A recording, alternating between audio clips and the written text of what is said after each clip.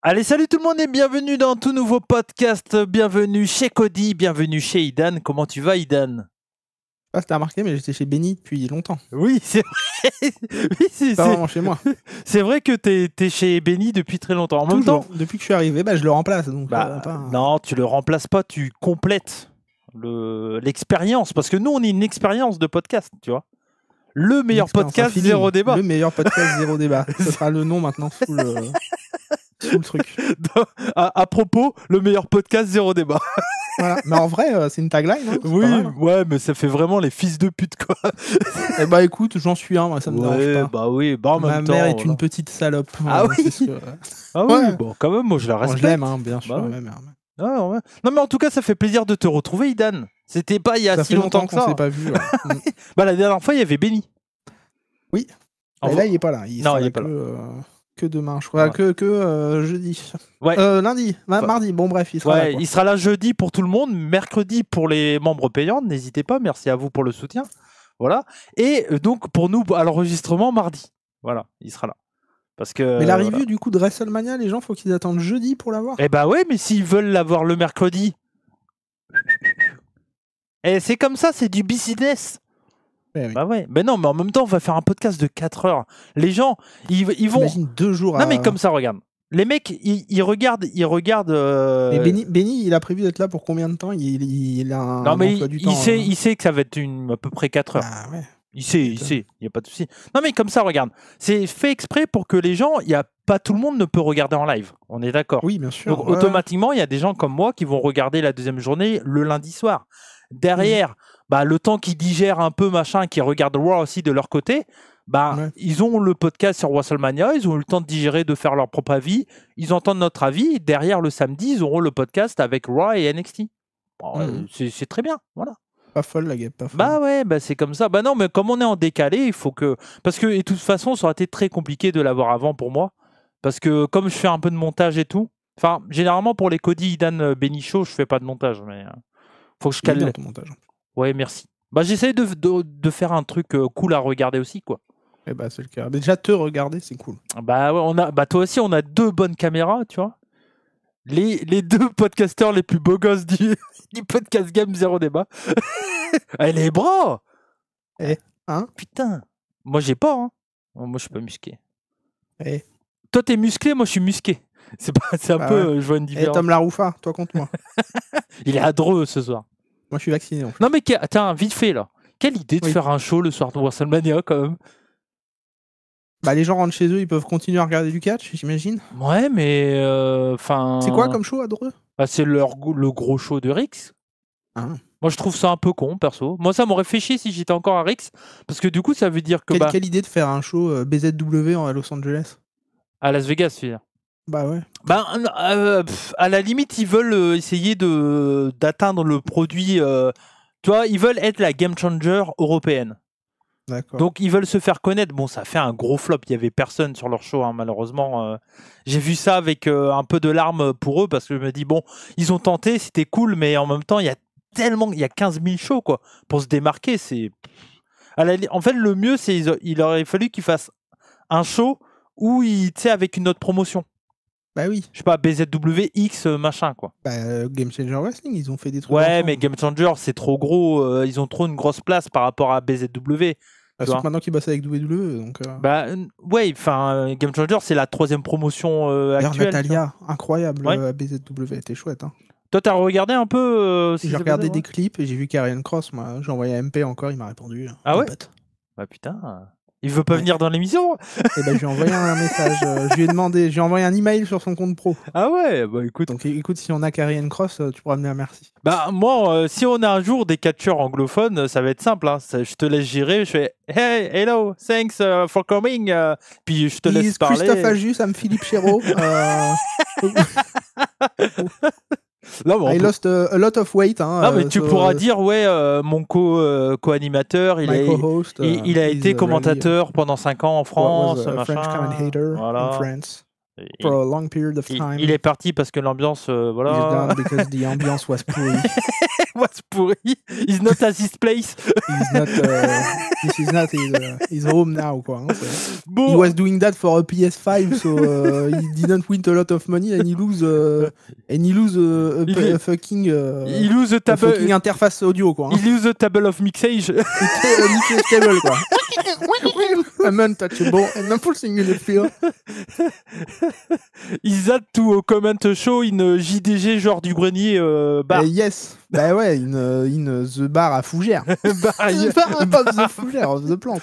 Bon, en tout cas, merci à vous de nous suivre. C'est un gros plaisir. N'hésitez pas à liker, partager. Vous avez été quand même assez nombreux dans le peu de temps par rapport sur le podcast preview. Regardez, on a été combien là? Presque 300 hein, sur le podcast preview. En 2 jours même pas? Ouais, même pas. Une journée et demie et tout.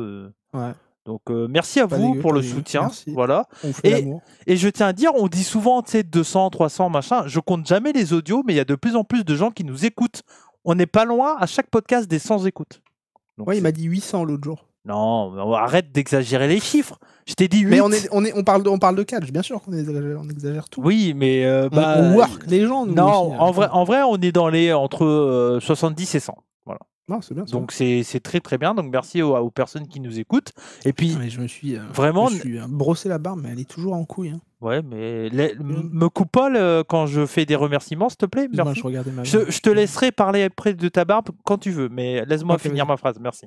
Donc du coup, attention. Content, hein. Ah non, mais là ça me saoule là. Là, je te le dis, Idan, c'est trop là. Ça sent la fin du duo. Déjà le mec qui pète un câble sur une connerie. Non, là, il est tard, c'est maniable. Là, je te dis, ça me saoule. non, juste, si je commençais à m'énerver quand Idan me coupe, je pense qu'il n'y aurait plus de podcast en fait, parce que sinon, c'est compliqué. Et inversement, parce que je le coupe aussi, tu vois. Non, mais ce que je voulais dire, c'est que, donc, merci à vous pour le soutien. N'hésitez pas surtout à partager et n'hésitez pas à aller voir ma vidéo sur les 5 matchs. Il a monté un peu. Oui, qui a monté un peu, mais n'hésitez pas à la faire monter encore plus. Voilà, partagez, likez, on compte sur vous. Voilà. Donc, il y a ce podcast ce soir, donc on va parler de NXT entre autres, et également, donc, comme l'a dit Idan tout à l'heure, jeudi, vous allez retrouver le podcast. Donc, ce podcast-là, il sort lundi. Jeudi, vous allez retrouver le podcast sur WrestleMania. Et samedi, vote 1 heure avec Cody et Idan, normal. Tu peux pas le sortir demain, le podcast? De celui-là? Il n'y a pas il y a pas grand chose de montage à faire. En fait, je veux une journée d'avance pour les membres payants. Ok, non, mais c'est tu vois, c'est comme ça. Ils payent, ils ont le droit d'avoir le podcast en avant-première au moins une journée. Voilà. C'est pas très grave après d'être en décalé. De toute façon, nous deux, on est en décalé. Ben oui. On a une trentaine d'années, on parle de catch, on est décalé. Maintenant, on fait pas de TikTok, on fait pas de prédiction, on fait pas de théorie. On fait pas de sketch. Attends, on fait des podcasts nuls. Et Idan, on est naturel, on joue pas de personnage. Si, bon, toi des fois quand Hollywood. Non, on s'habille pas en arbitre. Non. De comment ça, je joue au personnage Non. Enfin, c'est Hollywood Idan des fois qui arrive. Je suis pas là moi quand. La seule fois où il est venu, j'étais pas là. Hein. El Grande Americano, c'est Chad Gable. Bah, je suis pas sûr. Hein. Je suis pas sûr. Tiens, d'ailleurs, on passe tout de suite à SmackDown. Vas-y. Il y a eu donc la Battle Royale, on va y revenir. Et derrière, il y a eu le match entre. Donc, il y a eu un six-man tag entre American Made et les Luchadors. Donc, Rey Mysterio. Allez, les trucs. Bah, non, mais en vrai, c'est ça. C'est les Luchadors, LWO, on les met ensemble. Ouais. Bah, c'est LWO plus Rey Fenix, qui n'est pas encore LWO. Et donc, dans ce combat, Rey Mysterio n'a rien fait. Il monte sur le ring, il court derrière Chad Gable, il va monter sur l'apron et l'un des Creed. Julius, je crois. Ouais, le tire et derrière, on le voit plus du tout. Et ça a l'air d'être très pas bien parce qu'on le voit pas et il est très caché en fait. Bah, il y a même des images où le public l'a filmé où en fait les arbitres le portent parce qu'il n'arrive plus à marcher. Donc, il le porte jusqu'au vestiaire en le tenant. Donc, ah ouais.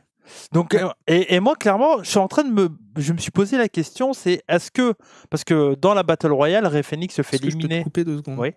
Parce que en fond, j'ai le pré-show là. Ouais. Il repasse pour la 8e fois le promo package de Rollins.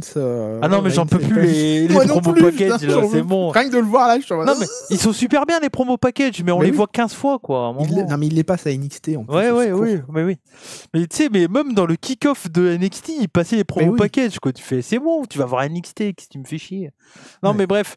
Et donc, du coup, pendant la Battle Royale, donc El Grande Americano a éliminé Rey Fenix. Et donc, du coup, ils ont inclus un peu Rey Fenix dans cette storyline. Et moi, la Battle Royale était avant le tag match. Ouais, c'est ça. En fait, il y a eu la Battle Royale et après, ça a découlé sur tout le show. Parce qu'on aurait pu se dire c'est prévu pour, du coup, combler la blessure de Mysterio. Moi, je me suis dit que Rey Mysterio était peut-être blessé avant.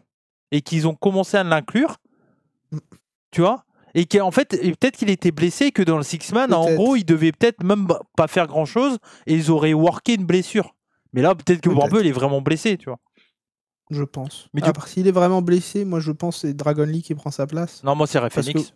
Non, parce que de base, je pense qu'El Grande Americano gagnait quoi qu'il arrive. Et ils veulent pas faire perdre Rey Fenix tout de suite, donc ils vont mettre Dragon Lee. Ouais, mais pour moi, il faudrait changer le booking et faire gagner Rey Fenix. Je pense aussi. On garde sur les paris, peu importe qui c'est. Si c'est Rey Mysterio ou Rey Fenix. De toute manière, chez Univers Prono, tu peux pas changer. Non, pas changer le match. Et d'ailleurs, n'hésitez pas. Bon, là, c'est trop tard. À l'heure où vous voyez, bah oui. Moi, je suis inscrit. Ça y est. Mais voilà, vous pouvez vous réinscrire si vous n'avez pas de compte. Rejoignez la team chez Cody. Bref, donc voilà pour la blessure, sûrement pas workée de Rey Mysterio. Et juste aussi, je voulais réagir d'un truc. J'ai vu des gens dire que des gens pensent que la blessure de Owens, c'est potentiellement un work. Non. Parce qu'ils disent, ça se peut, c'est un work, machin. Moi, en fait, je comprends même. Enfin, je ne pense tellement pas que c'est un work. Et j'ai du mal à penser comment on peut imaginer que ça soit un work, en fait. Non, tu sais, tant qu'à faire.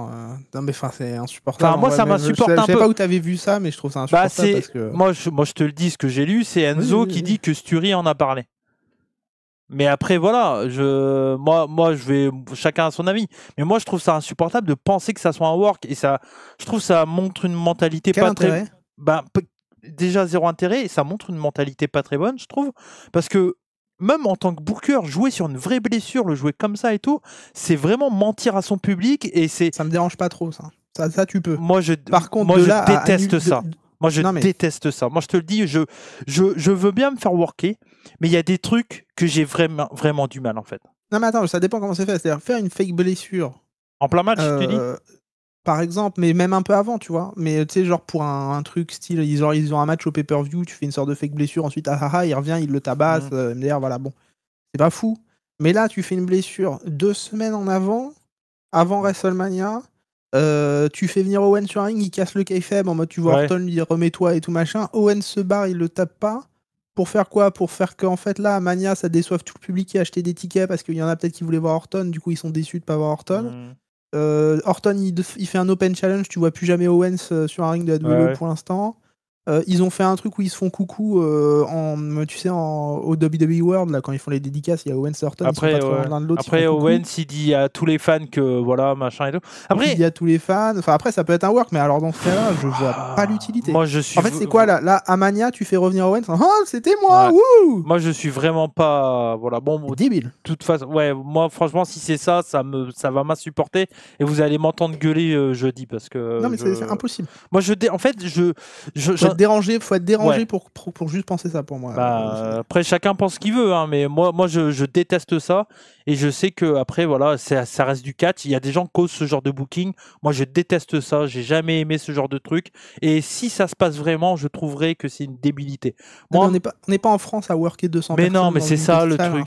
Là, c'est-à-dire quoi? Quel intérêt de faire ça pour les 50 000 personnes qui ont acheté un billet? Ils vont pas voir Owens. Owens, il a fait des interviews limite tristes et tout. Enfin, je vois. Ok, c'est des workers. Mais bref.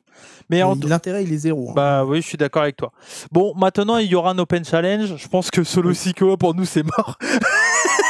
On verra. Moi, je pense que c'est Rousseff, mais après... Oui, je pense que tu as possiblement raison. Mais bon, de toute façon, ça sera passé. On va réagir ça la semaine prochaine. Alistair Black qui arrive le 25. Oui. Donc Gros show. Gros show le SmackDown d'après, parce que du coup, il y avait donc le match pour les titres tag team à SmackDown. Un match qui était très bon, encore une fois. Avec... T'as pas dit, mais Carmelo Hayes qui remporte la bataille royale. J'allais revenir à la fin.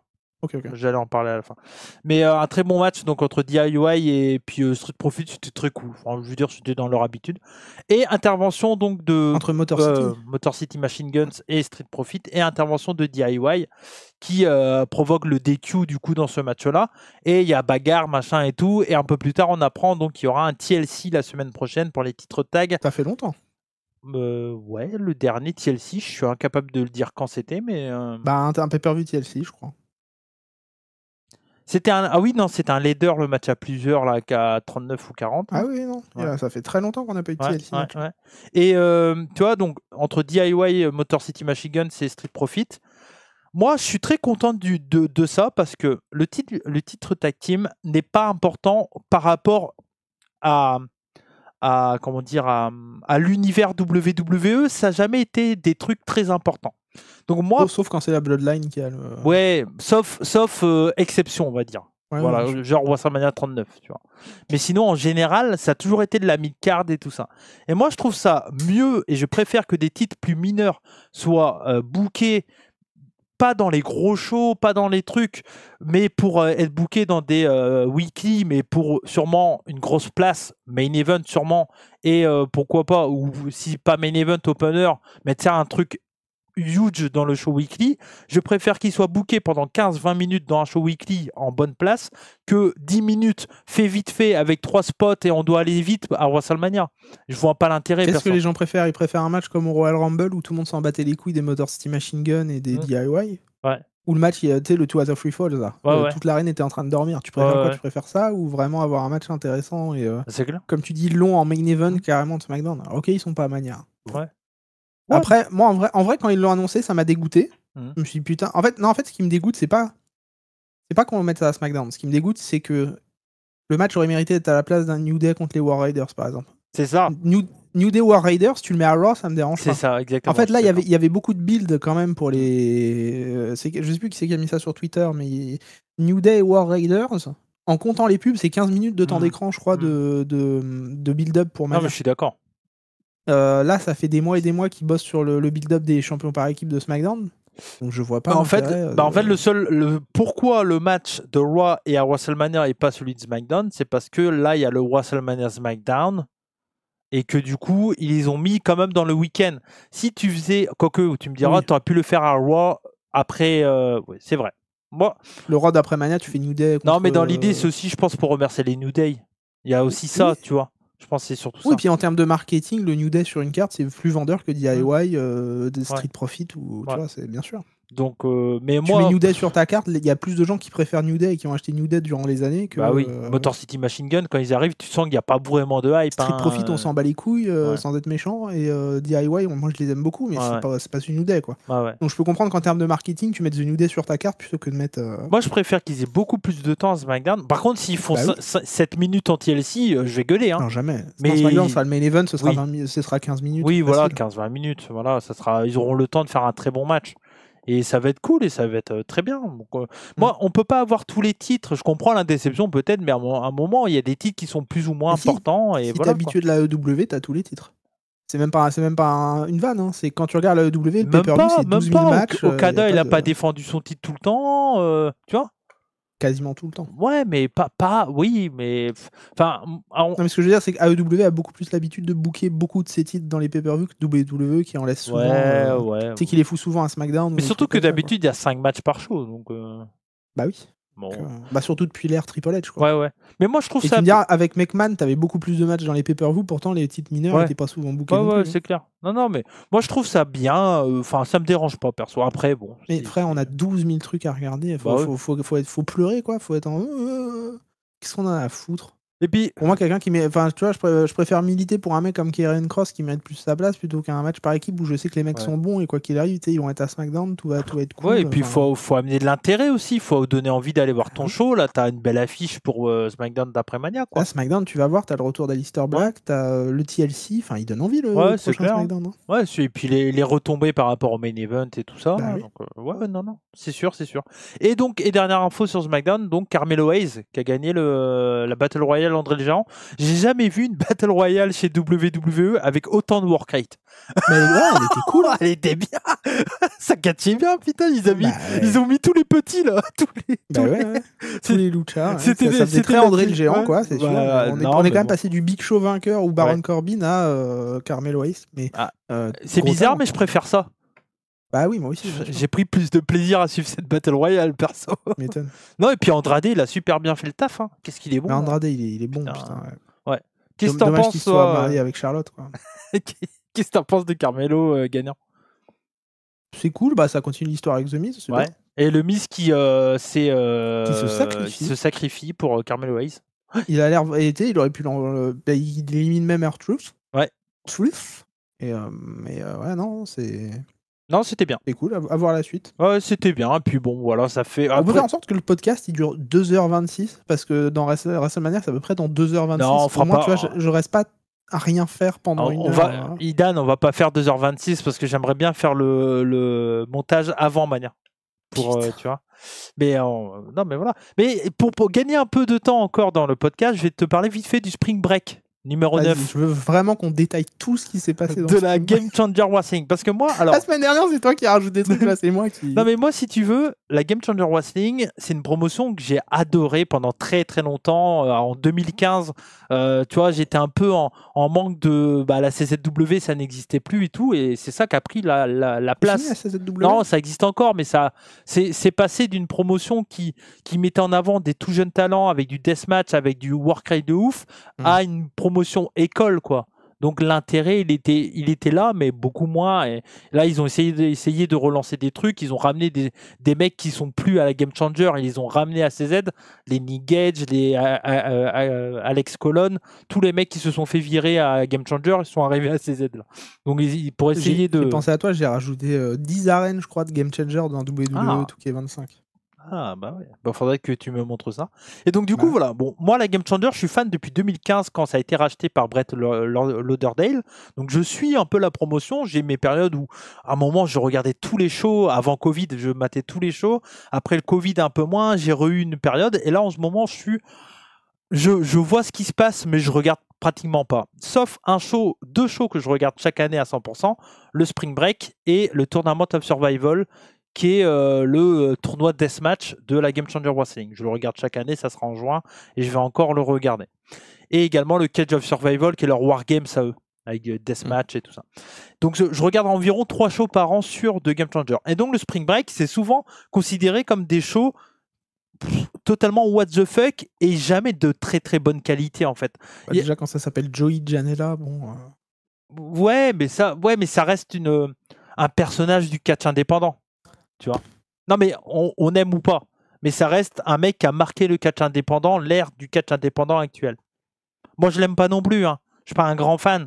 Mais bon, voilà, il est là, quoi. Tu vois. Et donc, du coup, il a fait quand même beaucoup de choses. Et moi, clairement, j'étais en train de réfléchir. Alors, je regarde le Spring Break chaque année. Mais c'était quand le dernier match où je me suis dit, putain de merde, c'était trop cool du Spring Break. Je pense je sais. Et Walter. Bah, je l'ai mis sur Twitter. Contre PCO. Contre PCO. C'est ce qui a refait la carrière de PCO. Tu as dû voir des images de ce match, je pense. Oui. Et c'est ce qui a totalement relancé la carrière de PCO. Et depuis là, donc c'était le Spring Break 2, je crois, ou 3. PCO, ça veut pas dire petite couille ovale. Hein. Non, Pierre-Carl Wallet. Ah, ok. C'est pas tout à fait pareil. Mais ça aurait pu. Hein. Ça aurait pu. Mais donc, du coup, et je me suis dit, mais quand c'était le dernier match marquant? Et je suis impossible de me rappeler de 2 matchs marquants. Et cette année, quand on a parlé un peu de l'affiche la semaine dernière, enfin en début de semaine, je te disais, il y a des matchs intéressants. Il y avait un match 3 contre 3 entre les WWE ID, il y avait Jake Carnwell et tout dedans, et pas que, et il y avait la famille Wagner, qui sont donc moi, Galeno Delmal et Eliro Del Dr Wagner Jr. C'est 2 catcheurs que je kiffe, que j'ai vu au Japon et que j'ai même eu la chance de commenter tout ça. Et là, le match était vraiment pas ouf. Pour la qualité des mecs, il n'y avait pas d'alchimie, ça catchait, tu sais, ça faisait des spots, mais c'était genre à un moment, il y a un arm drag et t'as un des deux qui est comme ça, qui attend, et il n'y a rien. Bon, voilà, la qualité, elle n'était pas là. Et le main event, il y avait un autre match aussi, c'était Minoru Suzuki, Matt Tremont, 2 catcheurs qui n'ont rien à voir ensemble. Tu mets un gros catcheur deathmatch contre un mec qui est strong style, parce que Minoru Suzuki, en ce moment, on le reconnaît plus trop. En culotte avec les cheveux bizarres, là, non? Minoru Suzuki, oui, c'est avec les cheveux bizarres. qui a une espèce de crête. Oui, ok. L'ancien qui a 50 piges, qui a fait faire un gros match contre Daniel Bryan. Et contre Asuka aussi. Oui. Mais enfin, c'est une légende du catch. Il avait détruit Asuka sur le ring, il avait tabassé. Légende du catch japonais, mais il a 50 piges, quoi. Et en fait, lui, maintenant, il fait sa façon de faire et puis il n'en bouge pas. Le small style, maintenant. Ouais. Et franchement, c'était pas un bon match, quoi. Mais on s'en doutait. Matt Tremont, à part casser des néons sur sa tête, il est pas bon à grand chose d'autre. Il est bon pour faire du storytelling dans le deathmatch, mais sinon, c'est voilà. Et le dernier match que je voulais voir, c'était Sabu contre Joey Janela. Dernier match de Sabu. Ouais, final match de Sabu, exactement. Et franchement, je pense que ce match, c'est le match le plus pourri que j'ai vu de toute ma vie. Mais objectivement ou il n'y a rien qui va, rien, que dalle. Que ça soit le booking, que ça soit la stipulation, quelle idée de faire un Barbed Wire Deathmatch. Moi, j'ai vu des gens sur Twitter qui disaient pour le dernier match de Sabu, il prend des bumps de folie. Mais parce que c'est un putain d'inconscient et un débile. C'est pas que c'est un studman, c'est que c'est un abruti, Sabu, en fait. Parce que le mec, il débarque déjà, il est sous, il tient pas debout. Ça, oui, j'ai vu. Le mec ne tient pas debout, il est totalement bourré, il a même pas de tenue. C'est ton dernier match. Mets ton froc vert. Oui. Mets ton froc vert. Pourquoi t'es en costard là? Qu'est-ce qui t'arrive? Ça m'a rappelé Jake Roberts quand il venait bourré, tu sais, dans les shows indépendants à l'époque. Non, mais catastrophique. Ça, et puis Joey Janela, bon, lui, il fait ce qu'il peut. Bon, et voilà. Mais le booking, c'est nul. Tu sens que les mecs, ils ont rien préparé. Que dalle. Les seuls spots qu'ils ont préparés, c'est je te balance dans les barbels et tu tombes comme tu tombes. C'est nul, il n'y a rien. Tout j'ai vu là, quand il le balance, il tombe en arrière sur le sol et tout, en passant à travers une table. Il a la tête la première contre du barbelé. Mais c'est de l'inconscient. C'est pas que c'est un putain de stuntman. C'est pas Mick Foley, Sabu. C'est juste un vieux mec bourré qui aurait jamais dû faire ça. Moi, j'aimais bien Sabu quand il était un peu high flyer. Il faisait des trucs cool. Je me rappelle son match contre Cena à Vengeance 2006 qui était chouette. Mais c'était un bon catcheur à l'époque. Mais là, il est incapable de faire un dropkick. Il est incapable de courir. Et le match se termine sur un lancer de chaise dans la tête et sa descente de la cuisse avec la chaise. C'est ça le finish. Tu te dis, mais quoi? Non, et puis le pire, c'est que donc du coup, c'est à chier et ils ont le booking à chier. Ils ont ramené le siffletman. Je sais plus comment il s'appelle. Finzo. Luis Fonzo, lui. Oh, je sais plus. Oui, quelque chose comme ça. Oui. Ils l'ont ramené. Il sert à rien. Il a une chaise, mais il a une chaise, mais il y a déjà une chaise dans le ring. Donc pourquoi il la ramène, tu sais pas. Et au final, il est juste là pour se prendre un bump de Atticus Cogar qui intervient.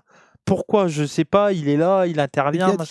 C'est celui qui était dans le tournoi WWID, qui est un catcheur game changer. Et dans ce show-là, c'est lui qui a mis en retraite Fuego del Sol. Je sais pas si tu as vu ça passer, il a enlevé son masque et tout. Oui. Et donc, du coup, derrière, il y a ça. Et là, il y a bagarre. Ils sont en train de tabasser Joey Janela et puis Sabu. Et là, t'as Metallica, quoi. Le Sandman qui débarque. Et là,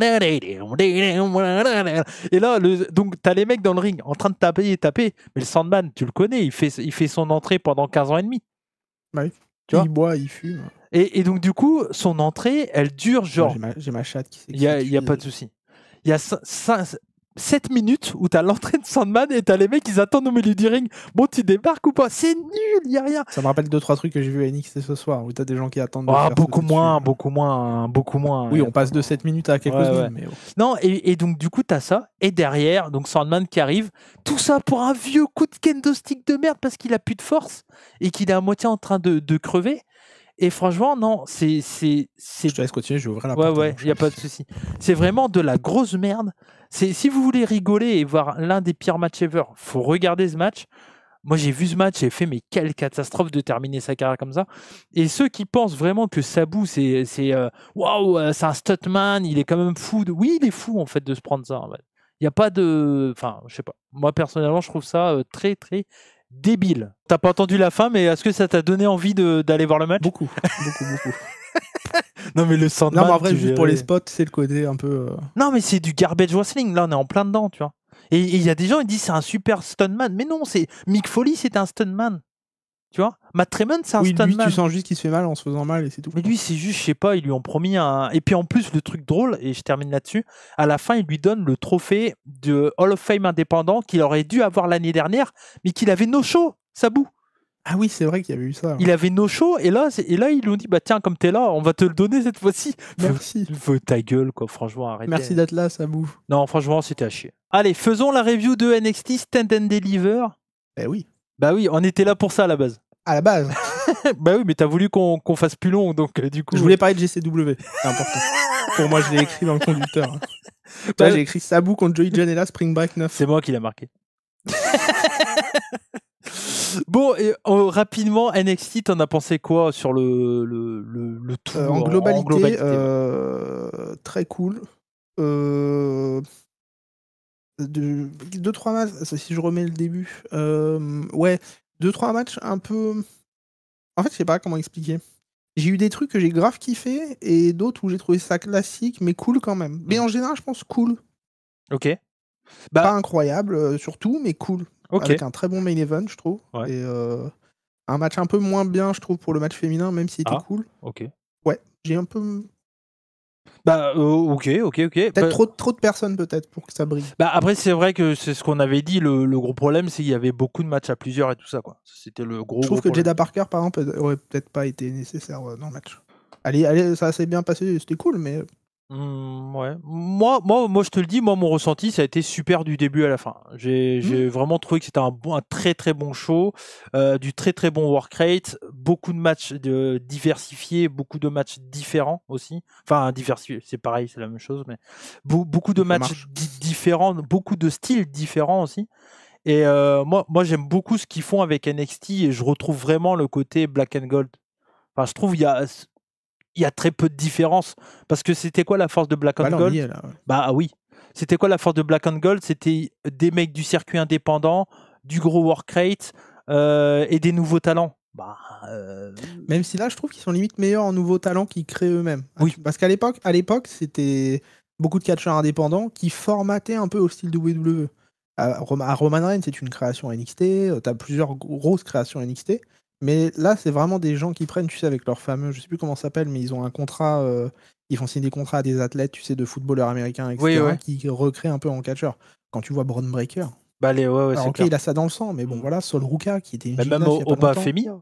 Oba Femi, Tiffany Stratton, il y en a des doués quand même. Hein. Bah ouais, et puis en plus, maintenant, ils ont cette force qu'ils vont les envoyer à Evolve avant. Oui. Donc, ils vont travailler encore plus avant et tout. Donc, même à EW aussi avant. Ils font EW, Evolve et NXT maintenant. Ouais, c'est clair. Pour Kylie par exemple. Bah pour Jack Cardwell aussi. Il n'y a pas que lui, hein, d'ailleurs. Mais même Nathan Fraser, il a commencé. Il a fait quelques matchs pendant le Covid chez All Elite et après il est parti à VVE. Mais Seth, il a dû lui dire. Bah ouais, mais attends, parce que on est d'accord que Nathan Fraser, c'est un Anglais. Oui, je crois. Je crois que c'est un Anglais. Et donc, c'est un mec qui a voyagé pour aller dans l'école de... Ouais, c'est ça. Ouais. Pour aller dans l'école de Black and Grave, c'est ça?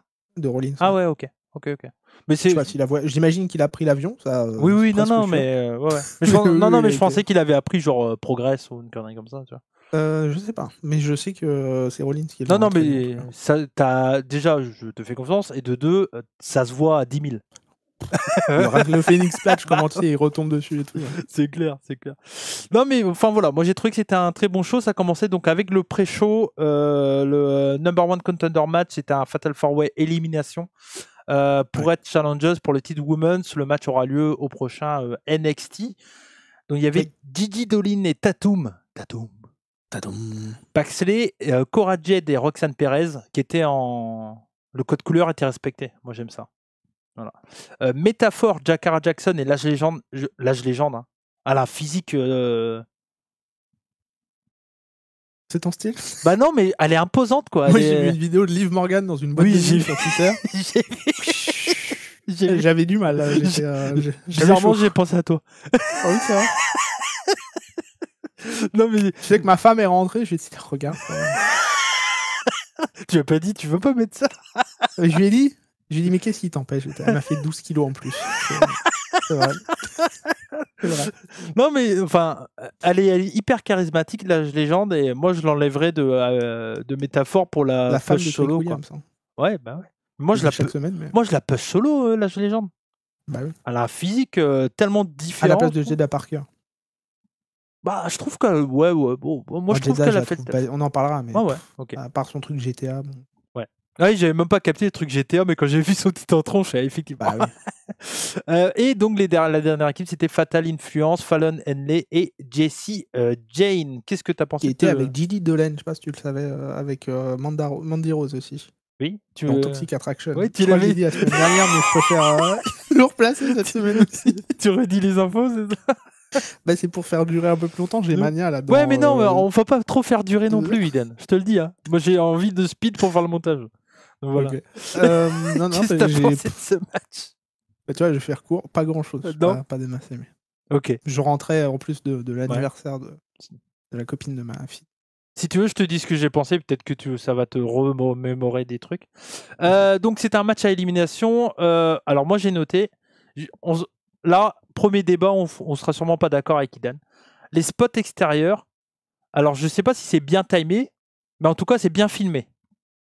Parce que je trouve qu'on ne voit pas trop le temps d'attente sur les spots à l'extérieur.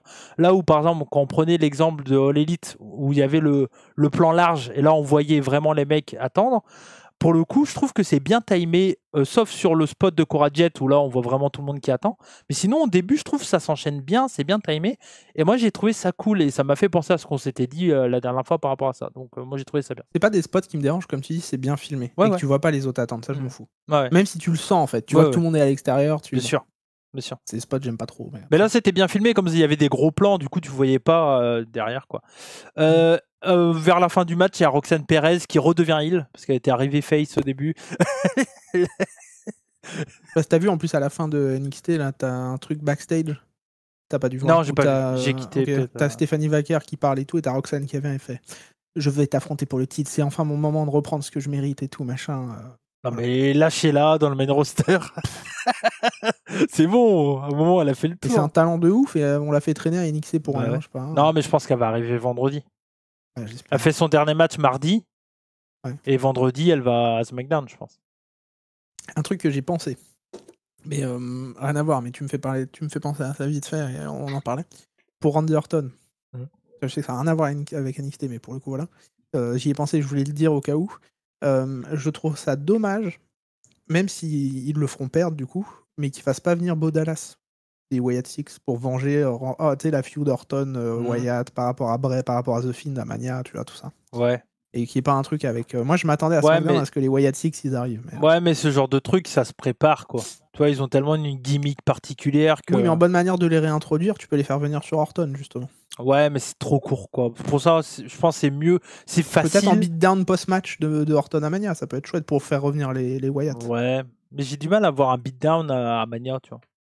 Je pense c'est très weekly, quoi. Après... Oui, de ouf. Mais par contre, tu vois, c'est la facilité, c'est de mettre un open challenge comme ça au moins. Bah, c'est ce qu'ils ont fait. Hein. Bah ouais. C'est peut-être Cody. Il fait 2 matchs, il se dit ce soir, je fais 2 matchs. Donc, Orton Cena. Cora Jade, elle est tout seule et derrière, donc victoire de Gigi Dolin et Tatum Paxley. Donc on n'avait pas vu venir parce que. Non, toi t'as mis métaphore, moi, Cora Jade et Perez. Non, mais bah ouais, mais en même temps, là. Ouais. Non, mais en même temps, moi, quand Gigi Dolin et Tatum Paxley est arrivé, il y avait Shotzi avec eux. Ah oui. Je me suis dit, c'est pour eux. Mais j'ai pas vu les entrées. Shotzi, elle était pas là en plus sur le bord du ring. Si. Elle était là. Non, mais Shotzi, c'est triste. Hein, Non, mais je rigole même pas en plus. Je n'ai même pas ouais, bah elle était là. Si, les cheveux verts. D'accord. Oui, peut-être, mais je sais pas. Combien tu mets en note, Idan, sur ce kick-off rentrée d'anniversaire sur 20. Pas de sur note. 5 Sur 5 Sur 5. Sur 5. Rentrée d'anniversaire sur 5. Pas trop de notes. Moi, je suis à 3 parce que j'ai trouvé que c'était correct. Pour un kick-off, je trouvais que c'était bien, ça fait le taf. Les nanas qui devaient être un peu plus mis en avant ont été mis en avant. Didi Dolin et Tatum Paxley ont fait le taf. Elle gagne assez mérité parce que le public était derrière en plus. Donc, Sur le graphique, ils montrent bien, soit Bailey et Lyra, ouais, soit. Ok, oui. ouais, Parce que ouais. j'ai eu peur que genre ils soient en mode, oh, ils affrontent Liv et machin. Non. Bon, ça sera Liv et Raquel. Hein. Je vois pas. Je pense, ouais. Je vois pas. Donc voilà. On va passer au show principal et donc ça a commencé un peu j'ai vu ça. surprenant quand même avec le titre. Non, ça me choque pas. Hein. Bah, moi, j'aurais bien vu le ladder match ou le tag team. Un truc, Le ladder match, ouais. un truc Ouais, ouais. péchu, tu vois. Parce que pour le coup, le match, alors il était très J'aurais péchu. peut-être Ouais, t'as raison, j'aurais peut-être inversé les deux premiers Ouais. matchs. Genre le match tag d'abord et ensuite Ouais. le Saints. Parce que là, pour le coup, le match il était péchu, hein, il était très bien construit. Mais tu sais, c'est un match 1 contre 1 sur une carte où tu as plein de matchs. C'était extrêmement classique quand même. Ouais. C'est très bien. Moi, j'ai beaucoup aimé parce que j'adore un des deux. L'autre, je suis un peu moins fan pour l'instant de Ricky Stark, j'accroche toujours pas trop. Saints. Mais par contre, Ricky Saints, pardon. Mais, non, Je sais, c'est dur, exprès. mais il faut se forcer, Iden. Mais je trouve Stark, ça sonne mieux, mais bon. Mais ouais, non, effectivement, j'aurais peut-être inversé les deux premiers matchs. Mais après voilà, mais donc du coup le match rapidement ça a été un début dominé par Saints, très logique. Derrière Page va prendre l'avantage avec un power slam sur l'apron et puis derrière grosse hit sur le dos. C'est pour ça que je dis alors c'est très bien fait et le public a quand même été dedans, il s'était quand même assez rythmé, mais c'est une construction plutôt de match de mid-card en fait je trouve, surtout à la VVE où ils ont tendance à mettre des gros matchs hyper speed d'entrée de jeu et là ils ont mis un match, le seul match construit en fait de la carte. Avec une hit, avec parce que tout le reste. Oui, le match classique. Ouais. Je vais être honnête, mais tout le reste de la carte, c'est des spotfest. Oui, de fou. Ils ont. Alors non, t'as le non. Oui, non, t'as le Six Man Tag aussi où il y a quand même de l'histoire. Oui. Je suis d'accord avec toi. Sinon le reste, oui, je suis d'accord. Mais sinon, tu vois, et ce match-là, tu vois, ça aurait pu faire une bonne pause en milieu de carte, et je trouve c'est un peu dommage de l'avoir balancé un peu là, tu vois. Peut-être qu'ils se sont dit avec Saints d'entrée de jeu, ça va mettre l'ambiance. Et en vrai, bah, quand tu vois la réaction du public, ça a bien marché, tu vois. Ouais, ils aiment bien, hein. Ouais. Ils aiment bien Ricky Saints. Moi, je préfère Igo, mais. Oui, bah moi je trouve qu'il a fait le taf. Non, mais il est incroyable. Même si... Non, mais enfin là je parlais de Saints. Non, je suis dans le wagon, moi. Mais Ego, enfin. Ah, Saints, tu veux dire? Ouais, Okay. Saints a fait le taf en tant que babyface, mais comme on va être d'accord, Ethan Page porte le match. Tu vois. C'est lui qui fait tout le travail. Moi, mon gros regret de ça, c'est, tu vois, le comeback derrière de Saints, c'est cool. Au début, il vend bien et tout, c'est cool. Derrière, il y a le Ego Edge. Tu me fais penser à un truc. Je trouve qu'il vend même. Il vend bien, mais un peu trop. Genre, dès qu'il prend un coup dans le dos, c'est oh my ouais, god! Peut-être. Tu vois? Il y en a une autre qui vend trop aussi, on va en reparler. Oh, ok, mais en tout cas, Ricky Saints, ça me dérangeait pas au début, mais à un moment donné, dès qu'il prenait les coups dans le dos, c'était oh my god! Bah, et moi, ce qui m'a encore plus gêné, c'est que derrière, il y a le Ego Edge, donc qui est le finish, si je dis pas de bêtises. Il en a deux, il a le sort de Twist of Fate et le Ego's Edge. Ok. Parce que derrière le kick-out, moi, j'aurais pas fait cette prise-là. Parce que c'est quand même. Alors, si tu me dis qu'il a une autre prise, je peux le comprendre. Oui, il a le Twist of Fate maintenant. Ouais, ok. C'est le truc où avec la mâchoire. Donc, du coup, ça, c'est son. Le truc avec, c'est son signature maintenant. Ok, donc ça, c'est son faux finish, quoi. Ouais, on va dire ça. Ok. Donc, à la limite, c'est pas. À ce moment-là, je comprends mieux. Mais derrière, donc, il y a le kick-out. Et derrière, no sell. Ils vendent plus rien. Ils vendent plus rien. Et on voit au finish. Finish de Saints et fin. Et je trouve que la fin, elle décrédibilise totalement Ethan Page. Et tu aurais eu moyen de faire une victoire. Moi pour mieux crédibiliser Ethan Page, j'aurais fait un kick-out. Ah, genre un kick-out sur une prise. Sur une grosse prise. Pourquoi pas finir sur un pin, genre un tombé vite fait ou un truc comme ça. Bah après, un roll-up, tu vois. Ou... Ça, c'est si tu veux continuer la feud, quoi. Mais... Bon, tu peux finir sur un roll-up sans... Ouais, c'est vrai que finir une feud sur un roll-up. Ouais. Mais j'ai pas l'impression qu'ils vont continuer, là, tu vois. Bah, c'est un seul match qu'ils ont eu, pourquoi pas, en vrai, t'as Battleground là dans pas longtemps, ils peuvent faire au moins un autre match à Battleground. Mais tu vois, voilà, moi j'aurais fait la fin autrement, je trouve que il y a le spot là quand Ricky il saute sur la table avec le genou en premier que moi j'ai bien aimé. Oui. J'ai noté ça je regarde mes notes, mais j'ai noté ça dans les notes, c'était chouette. Mais sinon, non, le match était assez simple. Voilà. Ouais. Moi j'ai noté un bon match qui a fait le taf d'opener, mais je le trouve un peu trop déséquilibré pour la victoire de Saints. Compliqué derrière pour Page d'être crédible. Voilà, moi je trouve que c'est ça. Ouais. Je trouve qu'il perd trop. Moi j'ai mis 3,25. En fait, comme tu l'as dit, c'est un match qui est simple. Enfin, tu sais, qui est en fait, qui est vraiment classique, quoi. Vraiment. Ouais.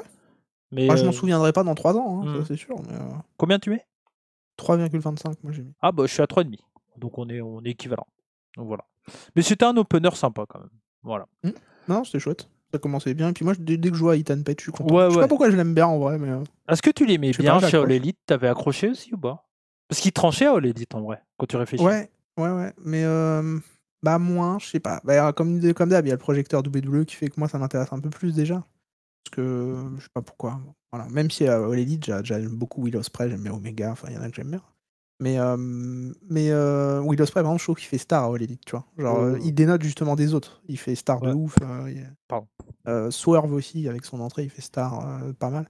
Mais Ethan Page, non, je sais pas, je trouvais qu'il faisait un peu trop, tu sais, encore catcheur indépendant à EW. Là, je trouve qu'il fait vrai star, je trouve qu'il a une carrure à la The Miz, tu vois. Genre, je trouve qu'il est. Je le compare beaucoup à The Miz, mais je trouve qu'il a une carrure à la The Mais Miz. ça, on l'avait déjà dit, c'est quand même un vétéran des rings, hein, mine de rien. Il a Oui, bah, presque 20 ans. ouais, quasiment. 20 ans de carrière quasiment. Et on l'avait pas dit, mais c'est vrai qu'il a été très longtemps en équipe avec Josh Alexander. Oui. Dans les... Bah, c'était une vanne de Brandy Rose quand il était à EW. Ah ouais? Brandy Rhodes lui avait sorti en plein sur le ring. Au fait, tu sais que quand même, si t'es là, c'est juste parce qu'on veut essayer d'avoir Josh Alexander. Bah, ils l'ont eu. Ils l'ont eu. Sans qu'Ethan Page soit là. Sans que Ethan Page, ouais. On va passer donc au match pour les titres par équipe. Fraxium, Axiom et Nathan Fraser contre Hank et Tank. Everything is not fine in Fraxium. Bah, pour le moment... Oui, en tout cas, everything is fine pour le moment. Oui, ils ont perdu, mais ils n'ont pas l'air d'être trop énervés pour le moment. Ça va. Le moment. Hank Walker et Tank Ledger. Et ma première question pour toi, Aidan, c'est qu'est-ce que tu as pensé de Hank et Tank? Et bah, j'en ai vu sur Twitter qui disaient que oui, on dirait les Heavy Machinery de Temu. Moi, je trouve pas. Non. Moi, je les trouve cool. Ils font un peu, tu sais, les mecs du sud, tu vois, les Sudden Boys. C'est ce que j'avais dit, les Bushwhackers dans l'idée. Parce que, un peu neuneux, tu vois. Mais un peu les gens attachants aussi, je trouvais, dans la façon de catcher. Pas le côté dominant, mais. Ouais. Ils ont un côté big man en même temps, un peu rapide. Non, j'aime bien. Et je trouvais que ça faisait moi, j'aime bien. J'aime beaucoup les matchs quand il y a des contrastes. Là, le côté High Flyer contre des gars qui tabassent, tu vois, qui tapent dur, moi j'aime bien. Tiens, un peu comme si c'est bien fait, un match géant contre Cruiserweight, c'est toujours cool à regarder, je trouve. Mais non, là le match était très cool. S'il faut que je regarde mes notes, mais j'ai pas noté. En fait, j'ai essayé de faire comme Triple H, il m'a dit, parce que moi j'écoute mon maître. Il a dit arrêtez de prendre des notes, faire les critiques, regardez avec vos yeux et kiffez, quoi. C'est ce que j'ai fait. J'ai essayé de kiffer. Et après, a posteriori, j'ai pris des notes. J'ai pas pris des notes pendant le match comme je fais souvent. Donc là, tu vois, j'ai noté phrase. Ah oui, non, ça j'avais aimé, mais sans aimer. Tu sentais que le spot, tu sais, quand il fait le Rock'n'Rana, et qu'à l'extérieur du ring, et que l'autre il tombe sur Hank ou Tank, il tombe sur son partenaire, tu sentais que c'était vachement setup et qu'il s'attendait, tu sais. Ça, pareil, ouais. Après, il faut s'attendre. C'est dur quand même, ce genre de spot, tu vois. C'est très dur, mais moi, à chaque fois, ça me sort. Ouais, je comprends. Voilà. Mais toi, t'aimes le catch simple, en fait. Tu préfères un catch simple, mieux maîtrisé, on va dire. Si c'est bien fait, j'adore. Tu vois. Si et ma femme m'a dit un truc, faudra qu'on en parle sur le ladder match. Mais elle m'a un peu ouvert les yeux sur les matchs de l'échelle actuellement à WWE. Ok. Faudra qu'on en parle. D'accord. Mais non, tout le match par contre était cool. Tout ça pour gagner du temps dans le podcast. Non, je rigole. Ah non, c'est dans le match de l'échelle. Non, mais je rigole. Qu'est-ce qu'ils sont cool. Tout ça pour gratter 2 heures. Qu'est-ce qu'ils sont cool, Fraxium. Ah bah oui. Putain, ils avancent vite, ils tapent dur. Meilleure équipe. Indiscutable. Zéro débat. Mais non, j'aime beaucoup. Non, mais après, bien sûr que c'est une très très bonne équipe. Mais en fait, c'est une équipe qui est dans l'air du temps. Tu vois, c'est une équipe, c'est Brian Kendrick et Paul London de maintenant. Un peu, ouais. Tu vois dans l'idée. Très bien. Voilà, très bien. c'est l'équipe qui va vite, qui est cool à voir. Franchement, je pense. Quand t'as dit ça, là, j'ai la vision. Là. Ouais, c'est très Brian Kendrick, Paul London. Tu vois, mais à l'époque, tu les voyais. Il y a très peu de monde qui les détestait parce que avec plus de charisme par contre. Oui. Parce que Kendrick et London, c'était compliqué. Oui, c'est clair. Mais tu vois, un peu comme Motor City Machine Guns. C'est Kendrick et London maintenant un peu, tu vois. Très bons catcheurs. Dans ce cas-là, plus que Motor City Machine Guns sont plus London et Kendrick parce que eux, ils ont pas beaucoup de charisme. Tu vois, des très bons catcheurs, mais tu as envie de leur dire, vous êtes pas trop à votre place à la VVE, tu vois. Mais par contre, ils ont la qualité in-ring pour être là, sans aucun problème. Et c'est vrai que Fraxium, tu as le côté NXT 2.0, parce qu'ils ont quand même un peu une gimmick et tout ça. Puis le in-ring, ça suit totalement. Et moi, je suis d'accord avec toi, j'adore les contrastes et j'adore les matchs par équipe. Moi, ce match-là est vraiment dans ce que je pouvais m'y attendre de ce match-là, j'ai tout eu. de la vitesse, des moments cool, des gros spots. Le dive là de Hank était Hank était vraiment trop cool. Il y a eu des near fall impressionnants aussi quand il est sur la table des commentateurs et qu'il rentre. Ouais, bah c'est ça. Ouais. Et toi, j'ai tout eu. Je suis resté accroché sur ce match. J'ai adoré. Je vois pas qu'est-ce qu'ils auraient pu faire de mieux. Vraiment. Je suis en train dans ce style-là, parce que encore une fois, c'est un spot fest, mais avec Fraxium. Mais pas tant que ça. Hein. Bah, en fait, moi, quand je dis que c'est un spot fest, c'est parce qu'il y a quand même beaucoup d'enchaînements de spots. Il y a de la psychologie. Oui, mais il y a de la psychologie quand même dans le match. Tu vois. Oui. Il y a de l'attente, il y a du travail en équipe et tout. Il y a du travail en équipe, il y a du travail un peu sur des parties du corps vite fait, pas trop non plus, mais un peu. Ouais. C'est pas que du spot fait, quoi. Oui. Il y a pas du Ricochet Will Ospreay. Non, c'est sûr. On est d'accord là-dessus. Là, pour moi, Ricochet Will Ospreay, c'est du spot fait. Ouais, c'est sûr. Ça l'était pas. Je pense que si j'ai bien aimé, moi, je suis un peu, je pense, tu sais, je suis un peu la jauge de si c'est du spot fest ou pas. Moi, je suis très sensible au spot fest. Donc, pour parler à un exemple VVE, c'est pas du Berthaud et Phoenix. Par exemple. Voilà. Mais qui était pas non plus. Oui, c'est un mauvais exemple. Voilà, mais bon, dans l'idée. Mais je comprends. Tu sais, il faut toujours rééquilibrer un peu. Bah oui.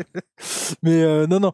Mais du coup, moi, j'ai adoré ce match et je vais mettre une grosse note. Je vais mettre un 4,25. En fait, j'ai kiffé et tu vois, je pense que dans la qualité des équipes, bien sûr, Fraxium, c'est l'une des meilleures équipes actuellement, sans aucun doute.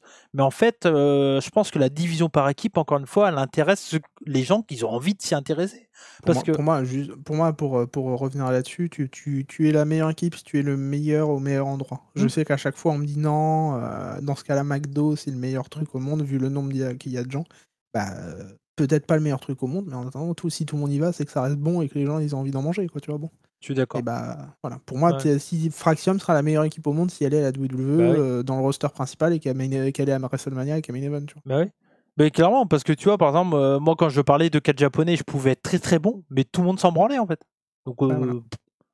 tu vois. Pour moi, en fait, pour être bon, faut être reconnu aussi par beaucoup de gens. Tu vois ce que je veux dire ? C'est très bien d'être reconnu par 2 personnes et demie ou 200 ou même 1000, tu vois, c'est incroyable.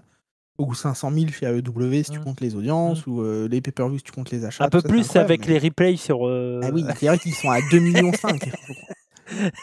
Mais non, tu vois, Kenny Omega, j'ai beau l'aimer, pour moi, il est, si tu parles juste qualité in-ring, par exemple, il est top 10, sûrement peut-être all-time, tu vois, même en termes d'histoire, tout ça qu'il raconte. Mais pour moi, il ne sera jamais l'un des meilleurs ever, parce qu'il n'aura jamais été à la WWE, à WrestleMania, tout ça, dans le gros truc qui fait de l'argent, quoi, tu vois, genre... Je comprends ton point de vue. En termes de talent pur, oui. Mais en termes de globalité, parce que c'est un global, tu vois. Par exemple, le meilleur match de tous les temps, ou par exemple, mais il faut qu'il aille au catcheur. La team, comme a dit Bret Hart et Steve Austin au Hall of Fame. J'ai pas vu le Hall of Fame pour le coup. En clair, il disait il faut qu'il y ait les commentateurs qui soient incroyables. Il a même dit Vince McMahon a été incroyable aux commentaires ce soir-là. Bon, voilà. Triple H a aussi dit bonjour à lui. Mais j'ai vu les gens en parler. C'est normal. Non, mais c'est normal, faut arrêter d'en faire des caisses. Et Enzo, on t'a pas cité, mais là on va te citer encore. J'ai vu dire les mecs et je sais plus c'est quoi son tweet exact. Allez voir sur le tweet d'Enzo. Et les mecs, ils sont les 3 quarts sont là grâce à Vince. À un moment, bon, ok, c'est un fils de pute, mais si Enzo est fan de catch, c'est grâce à Vince aussi. Je dis pas qu'il faut lui sucer la table et lui dire merci. Mais bon, à un moment, voilà, là, il a dit une fois. Mais quand tu es, pour moi, quand tu es un peu adulte, que tu réfléchis un petit peu, tu peux, entre guillemets, tu sais, le fameux esconder l'artiste, l'œuvre, tout ça. Bon, l'artiste, Vince McMahon, c'est un fils de pute, voilà, vu ce qu'il fait, etc. Et en tout cas, l'artiste, l'homme, enfin, oui, d'accord, ok. Et l'art, ce qu'il a créé, et ce qui m'a fait de moi un fan de catch, oui, il m'a permis de connaître toi, de connaître d'autres gens, tu vois, et tout son univers qu'il a construit, il l'a pas fait tout seul. Mais c'est quand même sa vision, tu vois, etc. Je vais prendre un exemple. Et encore pire pour Triple H, excuse-moi, mais ça reste son beau-père, le grand-père de ses enfants, comme il dit dans le Hall of Fame, donc c'est... Bah oui, c'est clair. Mais tu vois, je vais prendre un exemple qui a fait un peu le buzz ces derniers temps parce que Bertrand Cantat en a parlé. Lui sur documentaire Netflix. Il y a eu ça et puis sur scène, il a dit un truc, je sais pas quoi, des conneries. Enfin, ça reste un meurtrier. Hein, je vous le rappelle au cas où. Mais alors moi, Noir Désir, c'est un groupe que je kiffe. J'adore Noir Désir. Mais par contre, jamais je vais aller voir maintenant Bertrand Cantat.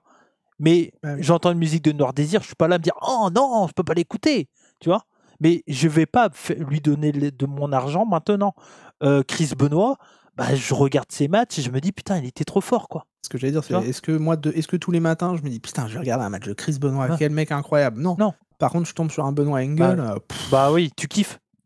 Bah bien sûr. Voilà. Mais maintenant, par contre, j'ai toujours ce petit truc en mode putain, il a quand même étrangler son fils, tuer sa femme. Surtout, j'ai revu l'image de lui dans le face-à-face contre CM Punk là. Waouh. Bah ça, et puis même l'image de Mania quand il est avec sa fille et son fils et sa femme sur le ring, c'est déchirant, quoi. Ouais, mais tu sais, l'image c'était genre une journée avant qu'il fasse le meurtre, quoi. Oui. Bon. Mais bon, bref, voilà. Donc, bah, je pense que c'est bon pour ce match-là. En tant que nouveau champion, du coup, on avait raison. Ouais, moi je mets 4. Tu mets 4 ? Ouais. Ok. J'aurais pu mettre plus, mais. Non, mais on est. Comme je t'ai dit, il y a le côté, vu que je regarde pas trop NXT, je suis pas trop dedans. Moi j'étais dedans. Moi, premier show NXT où je connais tout par cœur. Bah ouais. Je te le raconte chaque semaine. Donc... Tu revis ton Black and Gold. Non, mais en vrai, je vis avec toi un peu NXT aussi, donc ça m'aide. En vrai, des fois je regarde, mais j'ai pas le temps de tout mater. Non, mais après, dans ce podcast, chacun fait comme il veut. Moi, je suis des fois, t'es au plus mordu que moi de catch, et des fois, moi, je suis plus mordu que lui. Donc, ça dépend. Mais bon, moi, NXT, depuis que je regarde, je kiffe. Je trouve que c'est très bien. Voilà. Et puis, t'as Lash Legend, toi, en plus. Bah. Le pétard. Quel enfer. Non, je rigole, c'est bon. Non, mais c'est une très belle femme. T'as vu les images de Liv Morgan en bois de nuit? Bah oui, très belle femme aussi. Il y a pas. Non, mais. Le pétard. Qui est tété. Les tétés. Quel enfer. Merci, Penny. Bonjour, on est les beaufs, bonsoir. Non, bon, on rigole là-dessus, c'est bon. Étonné que ma fille se soit pas réveillée parce qu'elle dort juste derrière. Bah écoute. Bah, tu parles normalement, tu cries pas encore, t'as pas fait. Non, ça va, tranquille. Non, mais là, c'est une review, donc on est. Bah oui. Bon, après, on discute pareil. Hein, mais... Match pour le titre pour le titre leader, pour le titre échelle. Pour le titre leader match dans un North American match. Women's. Match pour le titre Women's North American dans un leader match. On va faire plutôt ça dans ce sens-là. Easy Dame de The Calling, qui était notre pari, à nous deux. Oui. Zarya, Tia Hell, Sol Ruka, Lola Vice et Kelani Jordan. Alors, premier truc à dire, et après je vais te laisser parler. Tu parlais de pétard, Lola Vice. Attention, c'est une kickboxeuse, elle. Ouais, bah t'as vu. Elle fait des beaux kicks. Mélange coup de pied, coup de cul. C'est qui faisait les coups de pied comme ça, les tac, tac, tac, tac? Naomi, ouais. Ça rendait un peu plus violent là que Naomi, quand même. Oui, large. Tu sens que c'est un peu plus legit. Elle est green, mais tu sens qu'elle a du background. Oh, le ladder match, il a quand même compensé le fait qu'elle était green. Oui. Bah, ça allait. Lola Vice et Tia L, les deux sont. Et donc c'est Tia L. Elle a fait des jolis trucs, Tia L, quand même. Ouais, mais elle est trop intense, quoi. Moi, j'ai dit, qui a donné du Holy Energy à Tia L, quoi. J'ai dit, mais arrêtez, faut pas lui donner de ça avant de monter. Eh, la meuf. Ils sont sponsorisés par C4. Ouais. Non, je crois. Hein. Ouais, peut-être, ouais. Mais en fait, la meuf, tu sens qu'elle a pas trop de confiance. Moi, je le sais parce que je l'ai vécu. Et j'étais exactement comme elle à mon début de carrière. Quand t'as pas trop confiance et que tu sais pas trop comment aller chercher les gens, je sais pas pourquoi, ton cerveau il te dit, bah, je vais arriver et gueuler. Et faire ah, allez, mais ça montre pas que t'es plus déterminé qu'un autre en fait en gueulant, et ça montre pas que t'es confiant et tout. Là, on la voit dans ses yeux, elle est en panique. Elle est là, elle est là, et elle en fait trop. Et dans le catch, plus t'en fais, plus tu montres que t'es pas en confiance en fait. Je trouve, moi. Et moi, je le sais parce que j'étais comme ça quand je catchais. Et je gueulais, je faisais beaucoup, je prenais tout sur Jericho et tu sais le comme il fait, comme il fait Jericho, je faisais un peu barré. Et c'était vraiment une marque de pas de confiance, quoi. Et moi, quand je vois TL, je me dis, elle se chie dessus, mais elle est green, elle a des bons mouvements et tout, mais elle est trop énergique pour être crédible. Pourtant, vu le nombre de gens qu'il y avait dans l'arène sur ce show, moi j'avais l'impression d'être à Dark Elevation. Je me suis dit, qu'est-ce qui se passe? On est chez AEW là. Il n'y a personne. Oh non. Et après, j'ai oublié. Frère, t'as pas vu des images? Ah, j'ai pas vu des images. Ouais. C'était 3/4 vide. Hein. Ah ouais? 3/4 vide? Ah oui. Mais gros, le show était à 9h30 du matin. Ah oui, ouais. Le Hall of Fame a fini à 4h. Ah ouais. Gars, je veux bien, Je hein, peux- mais c'est NXT dur. Hein. Arena. Attends, si je... Shawn Michaels, il a dit j'ai dormi 1 heure. Ah Et puis ouais. à la fin du speech de Triple H, enfin quand il a fait le speech de Triple H, il est parti se coucher, il était 5h du mat, le pauvre. Ouais. Le call-up, c'est-à-dire pour aller dans l'arène à NXT commencer la production, c'était 5h30 du matin ce matin. Ah ouais. Parce que le show était à 9h. Je regarde si je vois des... Mais c'était 3 quarts vide. Hein. Ouais, parce que là, je vois pas d'image. Mais moi j'en ai sur le compte de Johan. Johan, il a posté une photo sur à NXT quand il était là-bas. Tu vas regarder. Genre c'était dans ses premiers Johan, tweets. c'est vert. Ouais, Johan, pardon. Ok. Moi je dis Johan. Ouais, non, il n'y a pas de souci. Mais Johan, ouais. Il a posté un tu truc, vas regarder dans ses premiers tweets, il a dit c'est dommage, c'est à 3 quarts plein, mais pourquoi faire un show à cette heure-ci aussi? Et c'est pendant l'entrée de Roxane Perez, effectivement. Et de toute manière, tu te vois, tu sais, pendant le show, toute l'arène est très souvent dans le dark. Dommage. Ah ouais. Et tu sais, l'arène est souvent dans le noir pendant le show. Ah oui, effectivement, ouais. Ah oui, ouais. Et alors, il y a eu un peu plus de monde, je crois, sur la fin avec Obafemi et tout. À mon avis, ils sont venus un peu plus tard. Ok. Mais le show, il commence à 9h30 du matin, gars. Qu'est-ce que... Ouais, parce qu'il y a quand même pas mal de décalage par rapport à nous. Bah oui. C'est à Las Vegas, donc c'est au plus loin des États-Unis. C'est pas à New York, tu sais, où il y a, je crois, il y a 6 heures. Je sais plus. Mais c'est vrai que sur la cam, tu voyais, il y avait quelques places vides, mais ça se voyait pas trop. Ils l'ont bien camouflé. Mais il y avait très peu de lumière aussi. Tu sais, le public était vraiment plongé dans le noir comparé à d'habitude. Après, quoi, c'est une salle à combien? Bah, c'est celle où il y a eu SmackDown, donc 17 000. 17 000, il y avait quoi? Il y avait 3 000, 4 000? Même pas sûr, hein. Ça avait l'air vidasse. Hein. Bah ouais, mais quand tu remplis le Performance Center en général, tu sais, c'est pas un produit d'appel, NXT. Bien sûr, ça, je suis d'accord. Bon. Mais t'as quand même tout le monde qui vient pour Mania, quoi. Ouais, donc, et puis en fait, le truc, c'est que c'est un concurrent au show indépendant, tu vois. Oui. Et il y a des mecs qui peuvent pas tout faire. 9h30 du matin, quand le Hall of Fame, il se termine à 5h. Ouais, c'est clair. Ouais, non, 4h ou... Ouais, il a terminé à 4h du mat. À peu près, le speed de Triple H, c'était 1h. Moi, c'est-à-dire qu'en fait, je suis parti me coucher hier à... Je suis parti au lit parce que je finissais mon test sur Maliki, là, le jeu de merde. Enfin, jeu de merde, ça va, il est potable, mais bon, c'est pas ouf. Je suis parti au lit à genre 7h du mat. Au lit, pourquoi? Ah oui, au lit. Bah, pas bête. On n'est pas sponsor, je le rappelle. Bah, bien sûr. J'étais, tu sais, je me sentais un peu comme un monstre en allant me coucher. Et du coup, je me sentais un peu comme j'ai encore ce papier. Comme un jerky. Je sais pas pourquoi je l'ai pas rangé. Faut le dégager, hein, c'est avec des protéines de merde végétales là. Mais non, et ouais, je suis allé me coucher, et puis gros, il y a Triple H qui commence son speech à 9h du matin, ça finit à 10h. Donc j'ai pas dormi de la nuit au final. T'as tout. Résumé du Hall of Fame. Très bien. Je suis un monstre. Je te fais gagner du temps, t'as vu dans le. Je suis allé vite, tout. C'était très bien. Non, t'as trouvé bien. Très bon speech, ouais. Lex Luger, pareil. Ok. Michel McCool, au début c'était un peu relou, et puis au final, au fur et à mesure, elle a un peu gagné le public, donc c'était bien. Quoi d'autre? J'ai vu, ils ont rajouté en Hall of Famer bizarre, là, je sais pas quoi, Kamala. Ah oui, le Legacy. Ouais, Legacy Kamala. Il y a eu Dory Funk Jr. et Kamala, il me semble. Dory Funk, il est encore vivant? Oui, je crois, ouais. Ouais. Il me semble. Hein. Ouais, il a fait un match au Japon, Deathmatch, l'année dernière, je crois. Ouais. Donc, et quoi d'autre? Et bah, le match, moi, je voulais regarder aussi parce que je voulais revoir Stone Cold et Bret Hart parler, et c'était cool, quoi. C'était cool. La tête de Punk quand Austin il fait les commentateurs, heureusement qu'il y a Vince McMahon pour eux. Tu vois Punk il fait. Mais non, mais après, moi j'ai réécouté. En ce moment, je suis quand j'ai regardé les shows WrestleMania là, quand j'ai vu le match Shawn Michaels Bret Hart, Vince McMahon, il casse pas les couilles. Là où on n'en a pas parlé, mais Booker T. Il casse les couilles. Moi, ce soir. Non, tu rigoles. Moi, j'ai adoré ce soir. Il m'a fait mourir. Comme dans le leader, putain. Mais oui. Laisse tomber. Non, même le match des femmes, le 4, le 4, ouais. Non, mais bon, voilà. Sur le leader, Ethan. Oui, j'ai Sol Ruka, quelle performance. Moi, j'adore, hein, vraiment. Ouais. J'y croyais pas trop, tu vois. Moi non plus. Par rapport à l'équipe. Mais après, en fait, il n'y a pas vraiment de division féminine. Tu vois, c'est une interbrand. Bah oui. Non, et puis surtout que c'était... moi, j'y croyais dans le sens où tu sens ça monter un peu en puissance. J'avais mis idem, tu m'avais un peu vendu avec la story, là, avec The Culling, le fait que je me sacrifie pour vous. Ce qu'ils ont d'ailleurs fait, puisqu'ils ont attendu à Ring de se faire sauter dessus pendant tout le match. Là, par contre, oui. Voilà. Mais non, Soul Ruka, les Soul Snatchers qui a tanky, là, avec l'échelle, avec les cordes, qui est une gymnaste incroyable, et même, je trouve, c'est une catcheuse talentueuse. Mais ma femme m'a dit un truc, et je sais pas ce que t'en penses, ça peut être intéressant d'en parler un peu.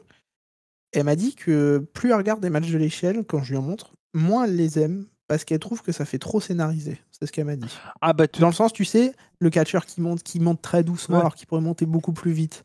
L'autre catcheuse qui est trop petite pour attraper le truc en haut parce qu'elle n'a pas monté de la marche qu'il fallait. L'autre qui attend de regarder son spot, elle attend que l'autre elle vienne. Elle m'a dit ça fait tout ce que j'aime pas dans les sauts là, tu sais, à l'extérieur du ring ou des trucs comme ça où tout le monde attend. Là, elle m'a dit en fait ça fait trop chorégraphié, prévu chaque truc et tout machin. Et ça fait pas fluide. Ouais. Surtout quand et je pense que le problème c'est qu'elle a vu beaucoup de matchs avec beaucoup de catcheuses dans un match de l'échelle. Ouais. Elle a pas encore vu, tu sais, elle a pas vu les Shawn Michaels, Razor Ramon, elle a pas vu les trucs comme ça où c'est un contre un. Ouais, Quoi. en un contre un, c'est différent, peut-être. En un contre un, c'est pas pareil. Parce qu'en un contre un, la seule personne qui peut intervenir, c'est l'autre personne en face, tu vois. Là, en fait, tu dis tellement, en fait, soit tu cours vite, un peu comme en vrai, ce qu'on a vu à WrestleMania quand Austin Theory il prend vite la ceinture, c'était limite crédible, tu vois. Il court vite, il prend la ceinture parce que voilà. Mais c'est vrai qu'elle m'a dit qu'elle trouvait que ça faisait pas très crédible en fait. Et je suis. Elle m'a un peu genre ouvert les yeux, tu vois. Je suis un peu d'accord avec elle. En fait, c'est des matchs gimmicks. Et à partir du moment, en fait, le côté. Enfin, pour moi, tous les matchs où tu rajoutes des artifices, ça, si tu te dis pas c'est du catch, ça enlève tout le côté crédible et le côté réaliste, en fait. Oui, mais tu peux les rendre réalistes. C'est très compliqué. Dépendamment de combien de personnes il y a dedans. Oui, c'est très compliqué. En un contre un, à la limite. Mais. Je peux t'en citer plein, moi, des matchs fous. Hein. Le Jericho Michaels dans ladder match qui est fantastique. Ouais, mais même. Oui, même le Cena en TLC, les TLC Cena Edge. Oui, par exemple, mais même, ça va, par exemple, le Jeff Hardy Undertaker, je me souviens, tu vois, c'est très gimmické, très machin. Tu vois, ça reste du catch, quoi. Oui, mais moi, c'est pas pareil. Ça m'a jamais gêné parce que je me suis toujours dit, en fait, c'est du catch. Donc oui, automatiquement, un ladder match, c'est sûr que si quelqu'un... Moi non plus, ça me gêne pas trop. Mais c'est sûr que si quelqu'un est à la recherche de mat wrestling, c'est pas le cas de ta femme, mais si, par exemple, quelqu'un est un gros fan de strong style, de shoot style et tout, ils vont un ladder et trouvent ça à chier parce que du coup, tu as moins ce côté réaliste qui, dans ce style-là, le shoot et tout, c'est uniquement du réaliste, en fait. Donc automatiquement. Mais tu vois, par exemple, tu parles de Taker Jeff. C'était pas si gimmické que ça, parce que Taker, il avait du mal à monter l'échelle parce que il aimait pas trop ça. Ouais, mais tu sais. Et t'avais le côté violent de Taker contre le côté un peu voltige de Jeff. Ouais, mais moi je me souviens Tu vois ce que je veux dire ? Oui, mais je me souviens quand même du moment où il monte. T'as Jeff Hardy qui se relève et là il redescend, tu vois. Parce que là, c'est Taker qui veut le tabasser, c'est pas tout à fait pareil. Mais c'est vrai qu'en fait, je pense qu'en fait, elle a mis le point sur un truc, c'est-à-dire le combo entre Spotfest et ladder match à plusieurs, je trouve que ça va pas ensemble. Enfin, ça va ensemble dans le sens où c'est joli, mais en termes de cohérence, non, oui. Ça peut te sortir, même elle, tu vois, qui est... Voilà, mais ça l'a sorti un peu du truc. Pour moi, hormis dans des matchs tag team ou en un contre un, il y a très peu de cohérence en général dans le catch. Il faut débrancher son cerveau. C'est pour ça quand Triple H il dit prenez pas trop de notes, machin et tout. Je sais pas ce qu'il a dit exactement. Tu vois, elle qui analyse rien, le fait qu'elle me dise ça, je trouve que c'est quand même un avis intéressant. Bien sûr, mais moi, ma meuf, elle m'avait déjà dit ça. Elle m'a dit moi j'ai du mal quand il y a trop de monde parce que je trouve que ça fait trop chiquer. Ça se voit, tu vois, c'est trop. Oui, mais une bataille royale, par exemple. C'est pareil. Pour moi. Ouais, mais te dire que tu dois le Rumble, c'est encore pire. Le Rumble, c'est gimmické tellement à fond, tu vois. Et j'adore ces matchs. Ça me choque moins, c'est bizarre. Ah bah ouais, mais pourtant, tu sais, parce que tu sais, le côté passer quelqu'un par-dessus le Trump Court, tu peux avoir de la difficulté, tu peux le booker de manière crédible, tu vois. Là, je sais pas. Tu peux, mais c'est rarement le cas, je trouve. C'est rarement le cas. Rarement... Oui, mais tu vois, moi, mon Royal Rumble préféré, quand Lesnar il rentre en premier. Oui. La bête là qui dégage tout le monde. Là, rien à dire. Ouais, bien sûr, bien sûr. Merci Vince. Mais non, mais tu peux pas citer Brock Lesnar et Vince McMahon, mais t'es complètement un zinzin, toi. C'est incroyable. On a cité Benoît, Vince et Lesnar dans le même podcast, on est fou. Faudra que tu coupes, Cody, faudra que tu coupes. Non, pas là. Alors, on n'a pas dit c'est ça le catch. Mais on a dit Johan, tu vois, on peut pas tout faire. Si t'as dit Johan, c'est bon. Johan, ça va. On a dit qui aussi Enzo. Ouais, on a sorti tout le monde. T'as pas dit Enzo, c'est la famille. T'as pas dit Nico TB, Feuillant. Cappuccini. Cappuccini. Alors, on va y arriver, Cappuccini. Eh oui. Ouais. Enfin, il n'y a pas Cappuccino, mais. Non, mais. Bon, dépendamment, là, tu vas sûrement couper, mais du coup, Soul Ruka, incroyable pendant ce match. Vraiment fantastique. Non, là, en gros, tu sais quoi, je vais expliquer ce que j'ai dit. Mais vas-y, on est réel. Mais de toute façon, nous, on se dit tout. Et en fait, je sais que. Benny. Je sais que Idan, par moment, il aime. c'est pas taquiner, mais il aime citer des gens extérieurs du podcast parce qu'il a envie de le faire et je lui ai toujours dit, il a le droit de le faire. Sauf que moi, ça me saoule parce que des fois, j'essaye de camoufler un peu derrière. Et Cody, il pense que je suis comme avant. Et là, il avait dit un truc sur un match. Et moi, j'ai dit, ah bah, c'est ça le catch. Et il pensait, par rapport à Sabu, machin, et les trucs hardcore, et il pensait que je parlais dessus. Mais non. Mais alors, je me suis sûrement trompé. Mais ce que je dis, c'est que moi, c'est du coup. Mais il a raison. Je préfère, tu sais, je mes boucliers ultimes, tu vois. Et je me dis, laissez-nous faire notre podcast, arrêtez de nous casser les couilles. Et en fait, c'est pour ça que des fois. Moi, j'ouvre des portes qu'il aime pas parce que du coup, ça ouvre une possibilité qu'on vienne nous casser les couilles. La dernière fois, quand t'as dit sergent fauteuil et que t'as dit feuillant. Bah oui, mais. Mais non, mais parce que toi, tu croyais que c'était ça, mais tu sais comment, tu sais que certains vont dire, il a cité feuillant. Et moi, j'ai pas envie, laissez-nous faire notre podcast, tu vois. Donc c'est pour ça que moi, des fois, je veux refaire du montage. Moi, c'est vrai que comparé à Cody, je m'en fous un peu. Mais non, mais en plus, je sais que tu dis jamais ça mal, tu vois. Mais le truc, c'est que moi, derrière, je suis. J'ai rien contre eux. Mais du coup, je vais, bah, là où on s'est s'est pas embrouillé, on s'est dit les choses. Je vais couper, mais de toute façon, après, il y a l'explication de pourquoi il y a la coupure, tu vois. Voilà. Mais non, mais on s'est pas embrouillé. C'est juste que moi, c'est juste que j'ai pas envie de parler des autres. Laissez-les longs. Et j'écoute puisque je suis sur une chaîne qui s'appelle Chez Cody. Oui, bah, je fais comme il m'a demandé de faire chez lui. Non. Mais après on peut parler des autres, un peu déconner.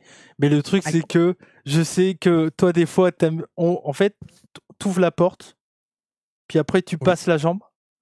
Oui, mais je reprends la jambe après. Oui, mais après, des fois, tu repasses le corps et tu vois. Hop, je suis mobile. Mais moi, je te connais, je sais comment t'es. Mais les gens te connaissent pas vraiment, tu vois. Bah, ils apprennent à me connaître en écoutant les podcasts. Et puis au pire, ils écriront un tweet en mode. Ils seront à NXT Takeover. Ils seront Idan, il a dit ça sur machin, et franchement, c'est insupportable. Et puis, parce que moi, il faut que je regarde mon 8e show de la semaine, j'ai rien d'autre à faire de ma vie. Donc, du coup, il a dit ça sur lui, c'est pas gentil, quoi. Mais gros, regarde, fais ça, hop, voilà. Écoute le podcast en entier, tu verras que je suis gentil et tout va bien se passer. Mais de toute façon, comme je l'ai dit toujours, moi. En plus, moi, je suis dans la team Cody. Bah oui, en plus. Univers 4. Mais moi, comme je dis toujours, tout ça. moi, de toute façon, j'adore Idan. Je fais un podcast avec lui, sachant très bien comment il est, et je l'ai toujours dit, reste comme tu es. Je t'ai jamais dit, fais des trucs et tout. C'est le seul truc où je lui dis un peu calmos, parce que bon, voilà, des fois, En fait, il est tellement traumatisé que même maintenant, s'il dit c'est ça le catch, en ne pensant même pas à ce mais moi, ça me fait penser à ça. Il dit, mais les autres vont dire que machin. Il a pas tort, mais bon. Mais oui, mais c'est là le problème, c'est qu'on peut plus rien dire dans ce monde. Bah non. C'est triste en vrai. Où est la liberté? Macron, explosion. Putain. Bon, sur le leader. T'imagines si je dis que je suis un fan de la WWE français, on va dire putain, il parle de WWE fan français. Mais oui, mais en même temps, ce qu'on s'est dit là, ça m'a fait comprendre de me dire arrête de te prendre le chou sur des conneries. Non, mais je parle de moi. Ouais. Parce que en fait, moi, je me mets trop de pression en me disant restons de notre côté, faites pas rien. En fait, on s'en bat les couilles, quoi. Mais surtout que moi, non, mais t'as rien dit de base. Non, mais tant que tu insultes personne. Ouais. Tant que tu pars, parce que moi, à l'époque, parce que je vois ce qu'il veut dire, à l'époque du Gismeo Show, à l'époque ou du J-Show, c'est vrai qu'on y allait un peu fort sur certaines personnes, parce que moi, je m'en battais les couilles déjà de base, et l'autre aimait bien aussi y aller un peu fort. Donc, Cody, forcément, il était un peu... voilà, c'est normal. Mais bon, de 1, c'était il y a 10 ans, donc j'ai grandi quand même, j'ai une vie maintenant, et de 2, juste...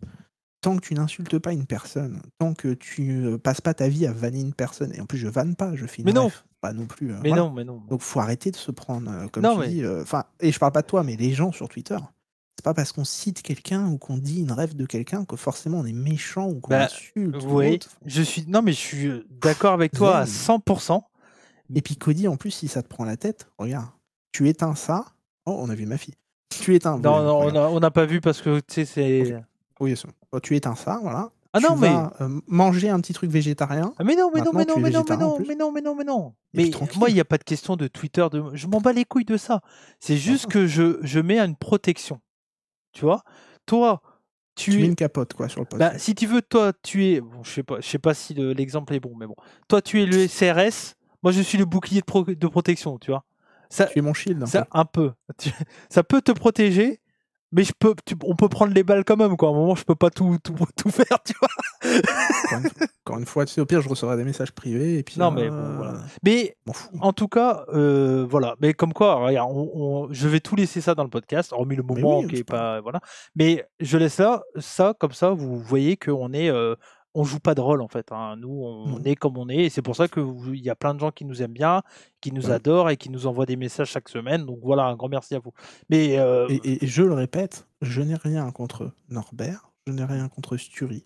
Je n'ai rien contre NicoTB. Je sais pas qui, NicoTB. Catch Club. J'ai rien contre Enzo, Catch Club. Le Fan France. Fan France. Je n'ai rien contre tout cela. Johan. Moi, en fait, je fais mon truc. Johan. Voilà, Johan, qui adore Fraxium. Mais non, moi j'ai rien contre personne. À la fin, quand je finis de parler avec Cody, je vais voir ma fille, je lui fais un gros câlin et je suis content de ma vie, tu vois, il n'y a pas de problème. Donc faites de même, tranquille. Quoi. Non, mais voilà. Comme ça, c'est clair. Et puis ça ne, comme dit Triple H, il a dit dans le Hall of Fame. Quand on se prend trop, il a dit, on a un truc avec Road Dogg, tu vois, quand on se prend trop la tête et que on a l'impression que la vie elle est en jeu, un de nous deux il se regarde et fait, bon, c'est quand même des mecs en slip qui se battent. Quoi, je suis d'accord avec toi.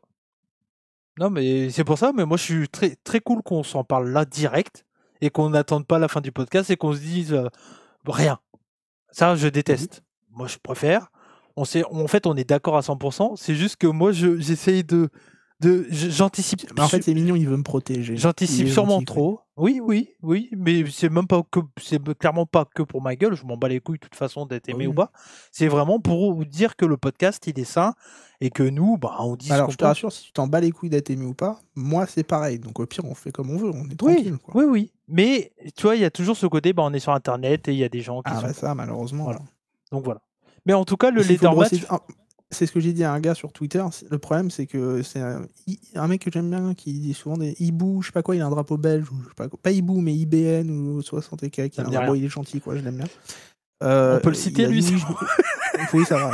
Il a dit oui, je m'excuse, des fois, j'ai des avis un peu péremptoires, un peu machin. Et je dis, mais gros, en fait, si tu commences à t'excuser sur Twitter, tu t'excuses pour tout le monde, tout le temps, au secours, quoi. C'est sûr. Si tu t'excuses pour des avis de cash, mais... Non, c'est sûr. Non, mais voilà. Mais bon, voilà, comme ça, les auditeurs sont au courant de tout.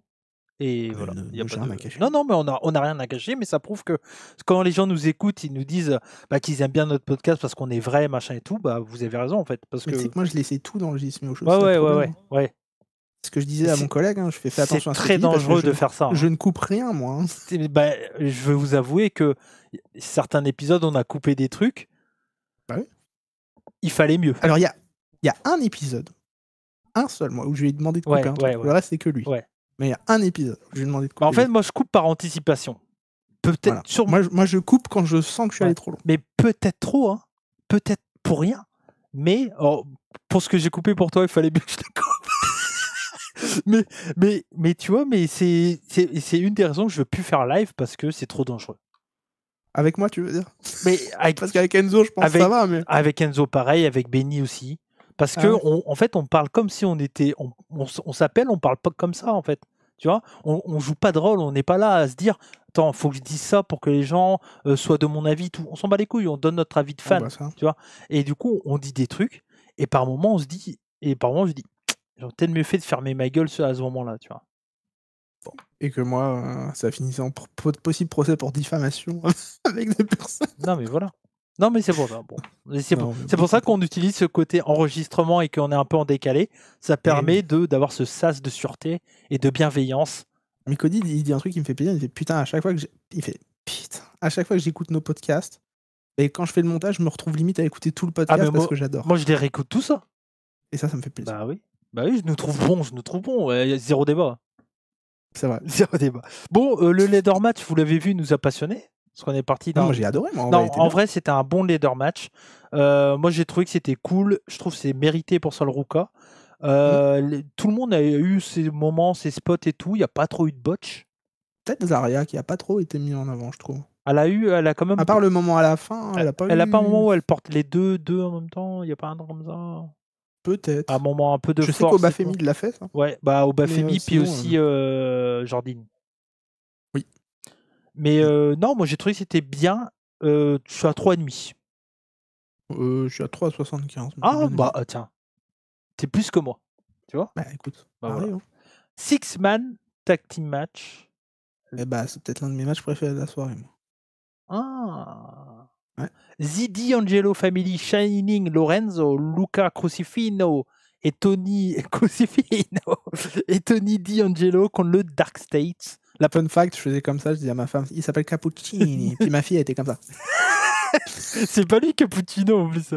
Non, bah non, mais bon. Faudra lui Moi, montrer j'ai Cappuccino. pris le truc à Ouais. cause de toi. Moi. Dès que j'ai moi, je fais Cappuccino. Donc le Dark States, les catcheurs c'était Cutler James qui était en Cutler James, il était en manager, il était sur le côté. En catcheur, on avait John Lennox, Osiris Griffin et Second Sugar. Le Renoir Ouais, avec les cheveux le plus Sugar. petit, qui il est était pour cool. moi le leader. S'il faut en mettre un. Oui, c'est celui qui est habillé différemment des autres. Ouais, ouais. Bah, il se démarque pour plein de choses. Déjà, c'est pas un blanc, faut le dire. Il se démarque pour ça. Il se démarque parce qu'il est petit. Il se démarque parce qu'il est très expressif, alors que les autres sont un peu plus renfermés. Et il a aussi peut-être le meilleur in-ring. Oui. Même si je les ai tous trouvés très corrects. Ouais. Hein. Encore une fois, avis de ma femme, ça on compte ou pas, mais je trouve ça intéressant parce qu'elle la regarde avec moi, donc sur certains trucs. Ça compte. Elle trouve qu'ils font très basique. Ouais. Très, très classique. Genre, c'est des masques que tu peux acheter un peu partout, là. Ça fait très. C'est bric et broc mis ensemble pour faire une sorte de team un peu gimmick, quoi, tu vois. Et que leur musique est pas bien. Bah, ça, la dubstep, on l'avait dit. Hein. Oui. Bah, c'est pas ouf. Mais par contre, Non. tu vois, dans le ring, ils sont crédibles. Hein. Ben oui. Ils sont crédibles. Mais c'est ce que j'ai, tu vois, c'est ce que j'ai noté, moi, premier truc. Pourquoi j'ai beaucoup aimé ce match, c'est qu'en fait, j'ai trouvé brutal le match. Ouais. C'est stiff, ils se mettent des Bah, coups. en Tu vrai, vois, t'as pas regardé la brawl, Parking Brawl? Non, mais je l'ai vu dans le clip Ouais. avant match. Tu l'as vu 4 fois à peu près. À peu près 12. En comptant les fois où ils l'ont repassé quand j'étais au shot, ou j'ai regardé sur YouTube 4 fois à peu près. Non, c'était bien. Dans le Hall of Fame aussi, je pense qu'ils l'ont Dans le Hall repassé. of Fame, ils l'ont mis 12 fois aussi. Ouais, c'était bien. Non, mais très physique, très, très. En fait, quand je te dis les choses sont simples, quand tu regardes ce match, tu sens que les deux équipes ne s'aiment pas et qu'il y a un règlement de compte. Ouais. Et donc tu dis, bon, bah, t'es pour qui dans ce cas? T'es pour la Familia, parce qu'il y a un. Putain, mais merde là. Parce que t'as une famille qui est un peu divisée, donc t'as cette histoire aussi dedans. T'as le côté t'as Que les Lorenzo, commentateurs c'était le vendent bien frère fait, de Angelo. je crois, je sais pas. Bah non, mais Et pas le frère, mais genre, ça a été le premier dans la famille, tu vois, qui a suivi Oui, voilà, ouais. D'Angelo. Et bah, il dit que c'est le bras droit, quoi. Oui, en oui, fait, oui, c'est ça. Bah, quand je dis frère, c'est c'est ça. un peu comme Jey Uso, le right hand man, Oui, quoi, oui, la main droite. Ouais. Et Dark State, ils sont présentés comme une team du Performance Center qui voulait pas passer par les échelons de base et qui voulait casser le modèle, Ouais. etc. Et les commentateurs te le vendent bien. Donc, bah, t'as une feud entre les deux. Tu le sens, rien que moi qui n'ai pas regardé les NXT, tu le sens dans le match que les deux équipes, tu sais, ils s'aiment pas. Quoi, Ça commence qu'ils veulent se la mettre, direct, quoi. ça part pas C'est son temps. violent, ça commence direct. Ils prennent pas le temps de faire des entrées. Ça commence pas par un lock-up and tie-up, tu sais, comme un match de catch basique, quoi. Ouais. Donc rien que déjà ça, moi, ça me met dedans. Tu vois. Je fais bon, ils vont se fracasser, quoi. Mhm. Et non, tout le match est très très bon. Enfin, très très bon, ça va. C'est classique, mais c'est bien fait, quoi. Et Ils se mettent une race. Et comme tu dis, il y a du côté storytelling parce que pendant tout le match, ils envoient des petits pics sur le fait que Lorenzo et Angelo sont pas totalement d'accord, mais qu'au final, ils reviennent ensemble et là, ça marche et tout. Et Qui savent pas trop faire, justement. Enfin, qui savent pas se mettre d'accord sur quoi faire, en fait. Ouais, sur c'est comment, ça. comment procéder avec leur adversaire, quoi. Bah parce que Lorenzo, il veut prendre les Lui, il veut y avants. aller avec des barres de fer, des Il veut machins prendre les et avants tout. et Tony D'Angelo lui dit non, calmos et tout machin, on la joue réglo, le truc. Et c'est ce que j'ai noté aussi, je trouve, parce qu'on en parle vite fait, mais à la fin, il y a un turn Ouais. qui permet de faire gagner du coup Dark State. Mais je trouve que même le turn, en fait, il est teasé à plein de fois. Tu penses que ça va arriver et non. Ouais. Après, tu repenses que ça va arriver et non. Et ça vient à la toute fin où il met un coup dans les couilles. Et en plus de ça, c'est pas du tout du S1-8 parce que c'est pas Lorenzo qui rejoint Dark State. Oui, voilà, c'est ce que c'est. J'ai beaucoup aimé ça. Je me suis dit, au moins c'est bien. Ouais. C'est pas crédible. Il turn sur Angelo. Il turn sur Angelo. Il est pas en mode je suis leader des mon cul. Ouais. Non, c'est ça. Enfin... Et du coup, il va être. Et il y a une promo après, je crois, backstage qui est sur internet. Ou non, backstage, je sais pas. Mais où il est en mode. En clair, tu sens que D'Angelo il cache quelque chose. Et que lui, il a une sorte d'info, tu vois, et que c'est ça qui a fait qu'il s'est un peu retourné contre lui. À un moment dans le show, on le voit, il quitte le show, c'est ça. Et puis il y a quelqu'un qui va lui parler en voiture, dans sa voiture. Ouais, t'as Crucifino. Crucifino Ouais. qui dit qu'est-ce que t'as fait, pourquoi il a dit on se voit mercredi, je t'envoie un message, je vais tout t'expliquer. Et tout. Donc ça va être intéressant, il y aura une histoire avec sûrement un Angelo plutôt peut-être heal. On sait pas Mais trop vraiment. c'est ce que je ressens. Moi. Je pense qu'ils vont faire une sorte de twist en mode où c'est limite tu vas comprendre que c'est normal qu'il ait trahi, tu vois, Un peu comme Naomi. Angelo. Bah, dans l'idée. Non, bah là pas trop parce que Naomi Non, a mais- agressé Jet. Non, non. Ah, c'est même pas agressé, elle l'a mis sur Oui, un ouais. pare-brise de Ouais. voiture. Mais j'ai trouvé ça très bien. Le match était trop cool, moi, je trouve. Ouais. Moi, je suis à 3,25 parce que pour moi, c'est un très bon match mid-card. Ça fait le Même taf. je suis à 4. Ok. Très bien. Moi, je suis à 4 parce que j'étais dedans et je trouve encore une fois, tu comprends pourquoi ça marche, parce que tu comprends très vite. Eux, c'est ça. Ils s'aiment pas pour ça. Tu sens qu'il y a un truc. Et en plus, derrière, t'as le fil rouge de la famille. Donc, t'as plusieurs histoires à raconter. Juste en termes de narration, c'est cool. En termes de in-ring, c'est chouette. C'était violent. Et leur finish, moi, j'aime bien la sorte de shield bomb un peu aérien, là. Très cool. Hein. Non, ils sont bons. Hein. Ils sont bons. Hein. Bah, j'ai été étonné. Je me suis fait putain. Pour des mecs du PC, tu dis, bah, c'est là qu'on voit que ça bosse bien, en fait. Hein. Mais de fou. Ouais. Mais ça manque, par contre, d'un visage leader, d'un truc, tu vois. Mais d'un côté, oui et non, puisque c'est un peu, on est 4 gars du PC et on se démerde comme on peut et on est ensemble, tu vois. Bah, comme le Shield à l'époque. Sauf que le Shield, on les aimait bien parce qu'on connaissait un peu ce qu'ils étaient hors WWE, à part pour Roman Reigns, mais pour Seth en tout cas, et Dean, quoi. Ouais. Mais bon. Ouais, c'est sûr. Match pour le titre NXT Women's, un Fatal 4-Way, Stephanie Vaquer, Jordynne Grace, Julia et Jada Parker. On avait dit, nous deux, Vaquer, donc ça a été bon pari. On a été très bon sur les paris, hormis sur la fin. On a 2 erreurs. Si on compte pas le pré-show, on a que 2 erreurs. Sur le Ruka et la fin. Moi, j'ai noté, et peut-être qu'on ne sera pas d'accord, mais enfin, si, je pense que là-dessus, on sera d'accord, mais moi, j'ai noté, premier truc que j'ai noté dans ce match, c'est le work rate des femmes, c'est quelque chose. Je trouve que, au point de vue du ring, les 4 nanas, c'est 4 styles de catch différents. T'as la lucha libre un peu avec Stephanie Vaquer. T'as Jordynne Grace qui est le lucha libre. Je suis presque limite sur un mix entre lucha libre et strong style. Ouais, on va dire que c'est très, c'est du catch. C'est Glade. Bah c'est du lucharesu. Un peu. Un peu, t'as raison. Non, mais ce que je veux dire, c'est... T'as vu, je t'ai eu là, t'as kiffé là. Très bien. Ça me rassure, ça me fait plaisir parce que ça veut dire que tu m'écoutes quand je parle. Donc c'est cool. Oui. Non, mais ce que je veux dire, c'est que t'as raison là-dessus, sur le côté un peu lucharesu, mais c'est de la lucha libre, mais tu sais, actuelle, quoi, avec quand même un mélange un peu de tout, mais on sent un côté assez hispanique. On n'est pas dans du Dragon Lee qui fait... Même si Dragon Lee, son style aussi est lucharesu. Parce qu'il a quand même des coups très agressifs et tout.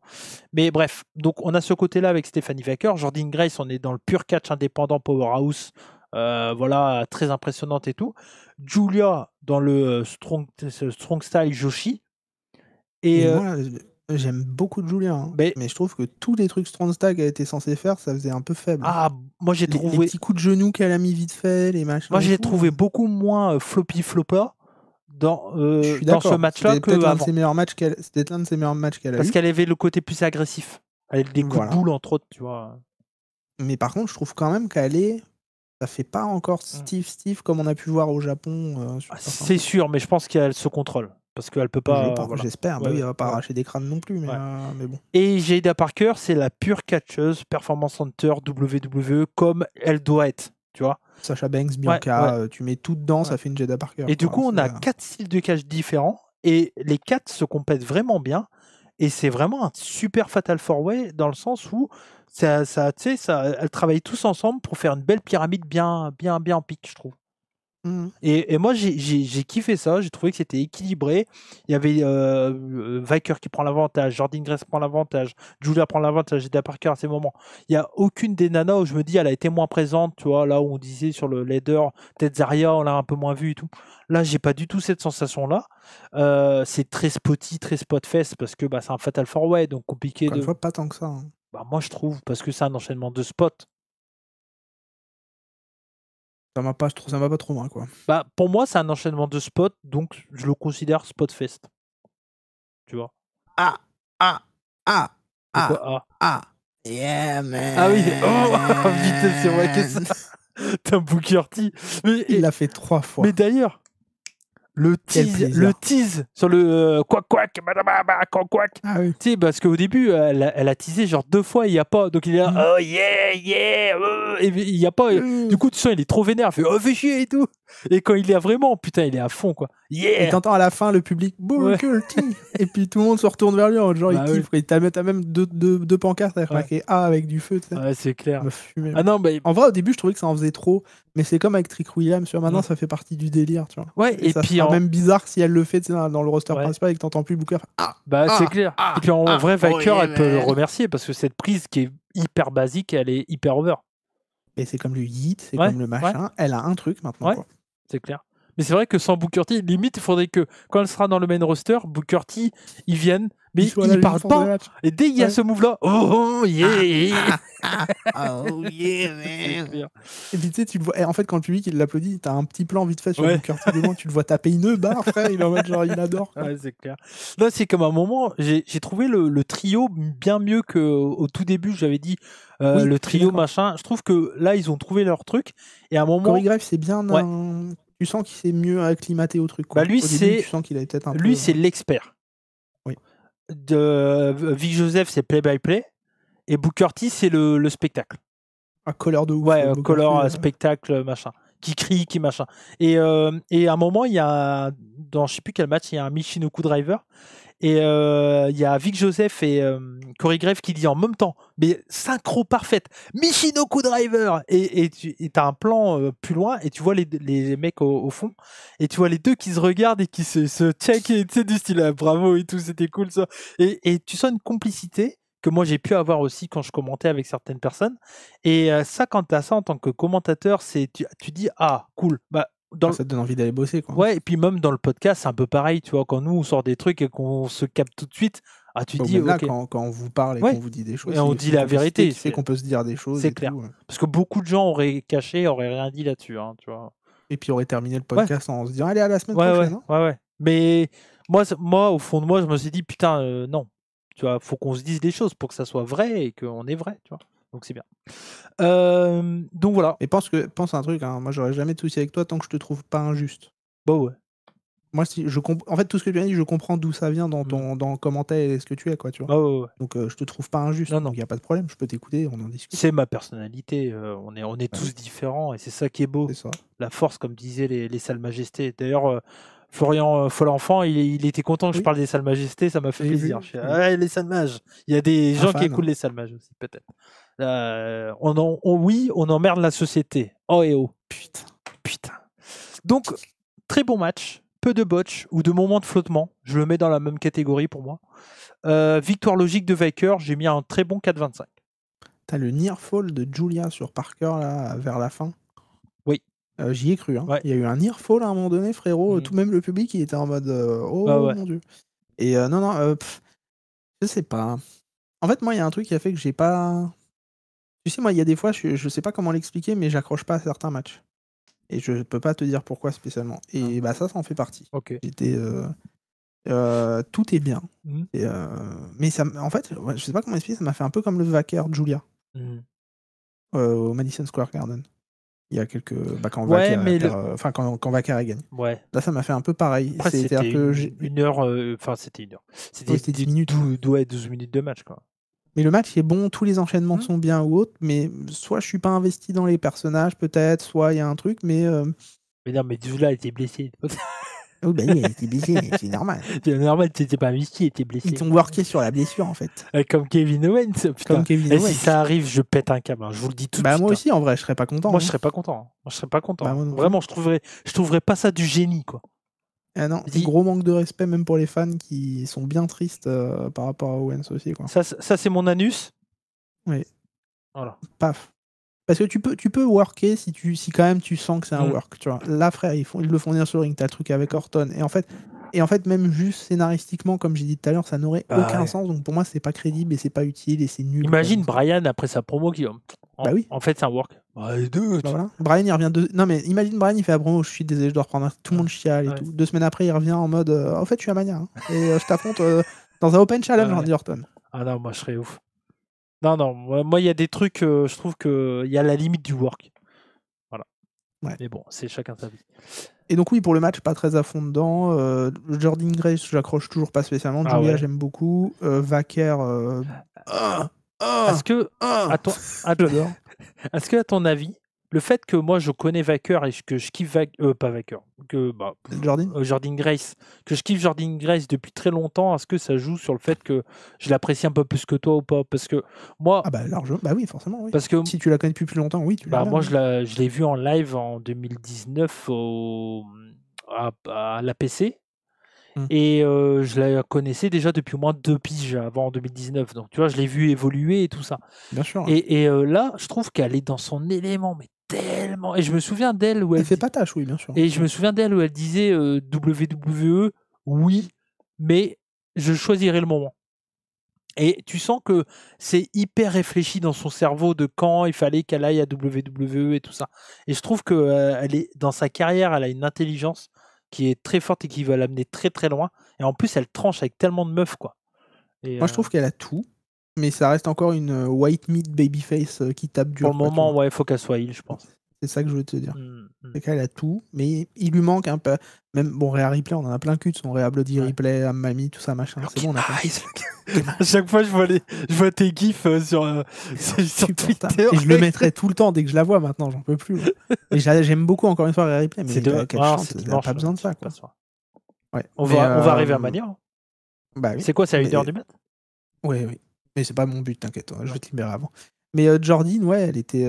Il lui manque encore le truc, mais elle vient d'arriver, donc tranquille, il y a le temps, tu vois. Mais c'est pour ça que j'accroche pas encore, parce que moi je la connais pas autant que toi. Donc, Julia, je trouve qu'elle a déjà le truc, déjà le perso, déjà le machin. Elle est moins impressionnante qu'au Japon, je trouve. Largement, oui, je suis d'accord. Parce que j'ai vu son match contre la nana juste avant de partir. Sari. Ouais, Sari, qui était très chouette et un peu violent. Ancienne de NXT. Oui.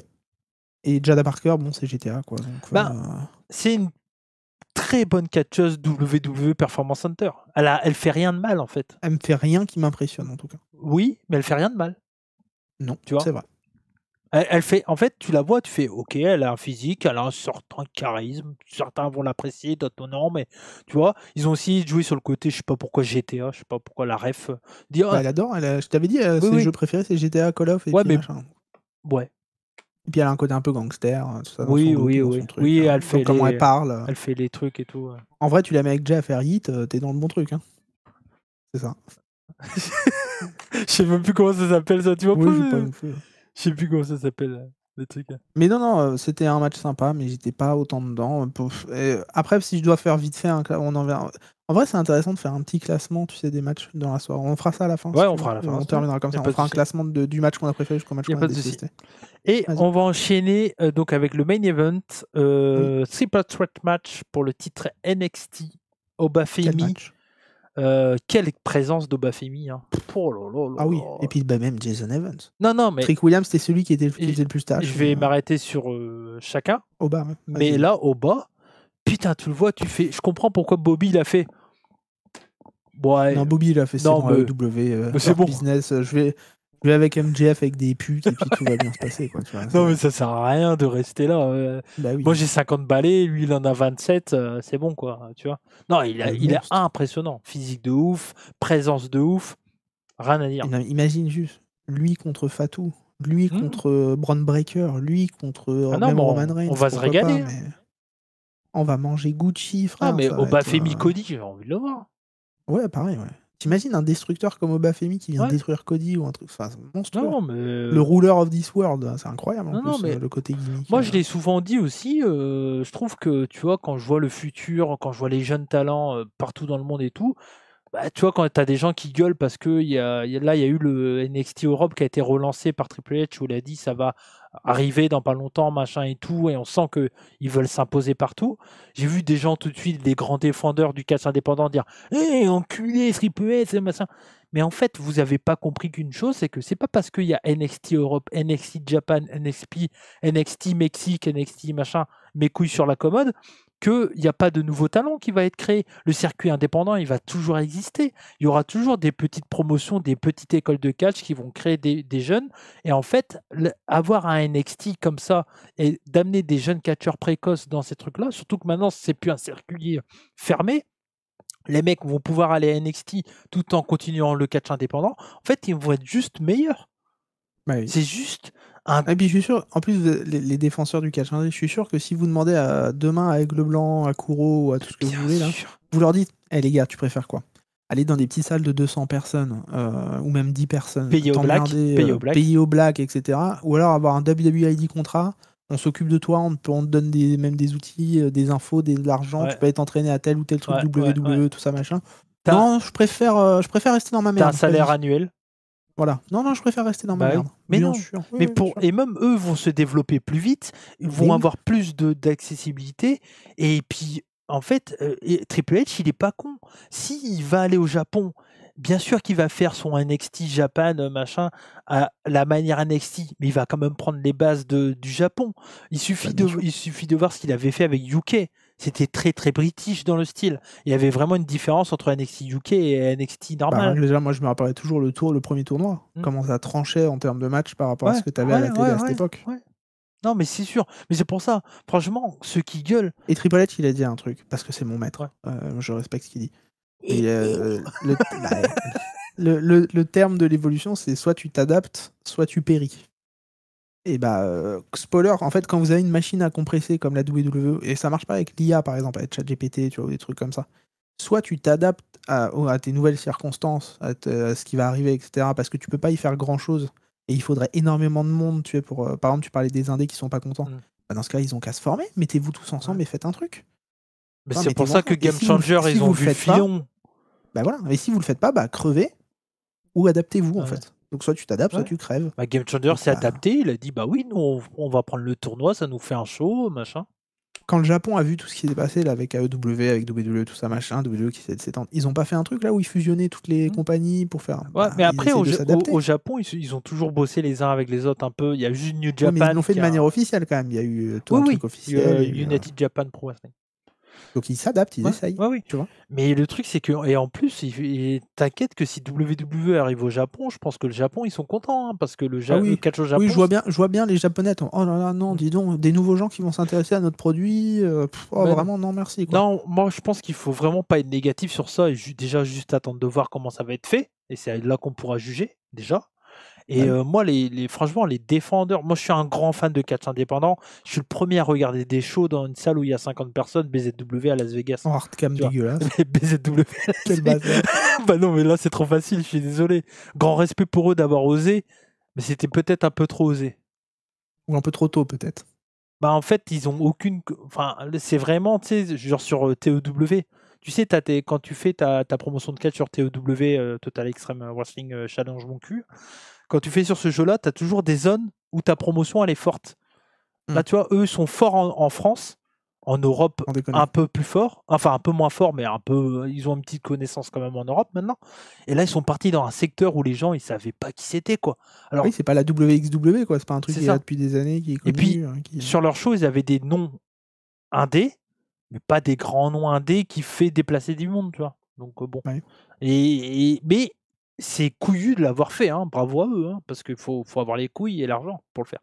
Mais c'était un peu... Surtout l'argent, je pense. Oui, mais c'était un peu perdu. Un peu notre Tony Khan français à nous, quoi. Ouais, mais en fait, ils ont l'argent et ils ont les couilles de faire des bonnes choses. Voilà. Qui me plaisent pas. Mais ils ont les couilles de le faire. Voilà. Bien sûr, c'est bien. Sur le main event, revenons à nos moutons. Trig Williams. Obafemi. Obafemi, on a dit. Incroyable. Trig Williams. Il était bon, mais c'est celui qui a le moins brillé dans ce match. Tu sens que c'est celui qui va passer dans le main roster. Aussi, mais c'est celui qui a vraiment moins brillé dans ce match. Il a été bon. Ouais. Moi, et à chaque fois que je le voyais, je commençais à dire putain, mais il me rappelle Booker T un peu. Ouais, je vois ce que tu veux dire. Il fait des Harlem Sidekick. Il est un peu plus aérien, ouais. Mais Harlem Sidekick, il travaille beaucoup avec ses pieds. C'est Booker T en 2020. Mais je trouve. Ouais. Après, peut-être qu'une gimmick de King Williams.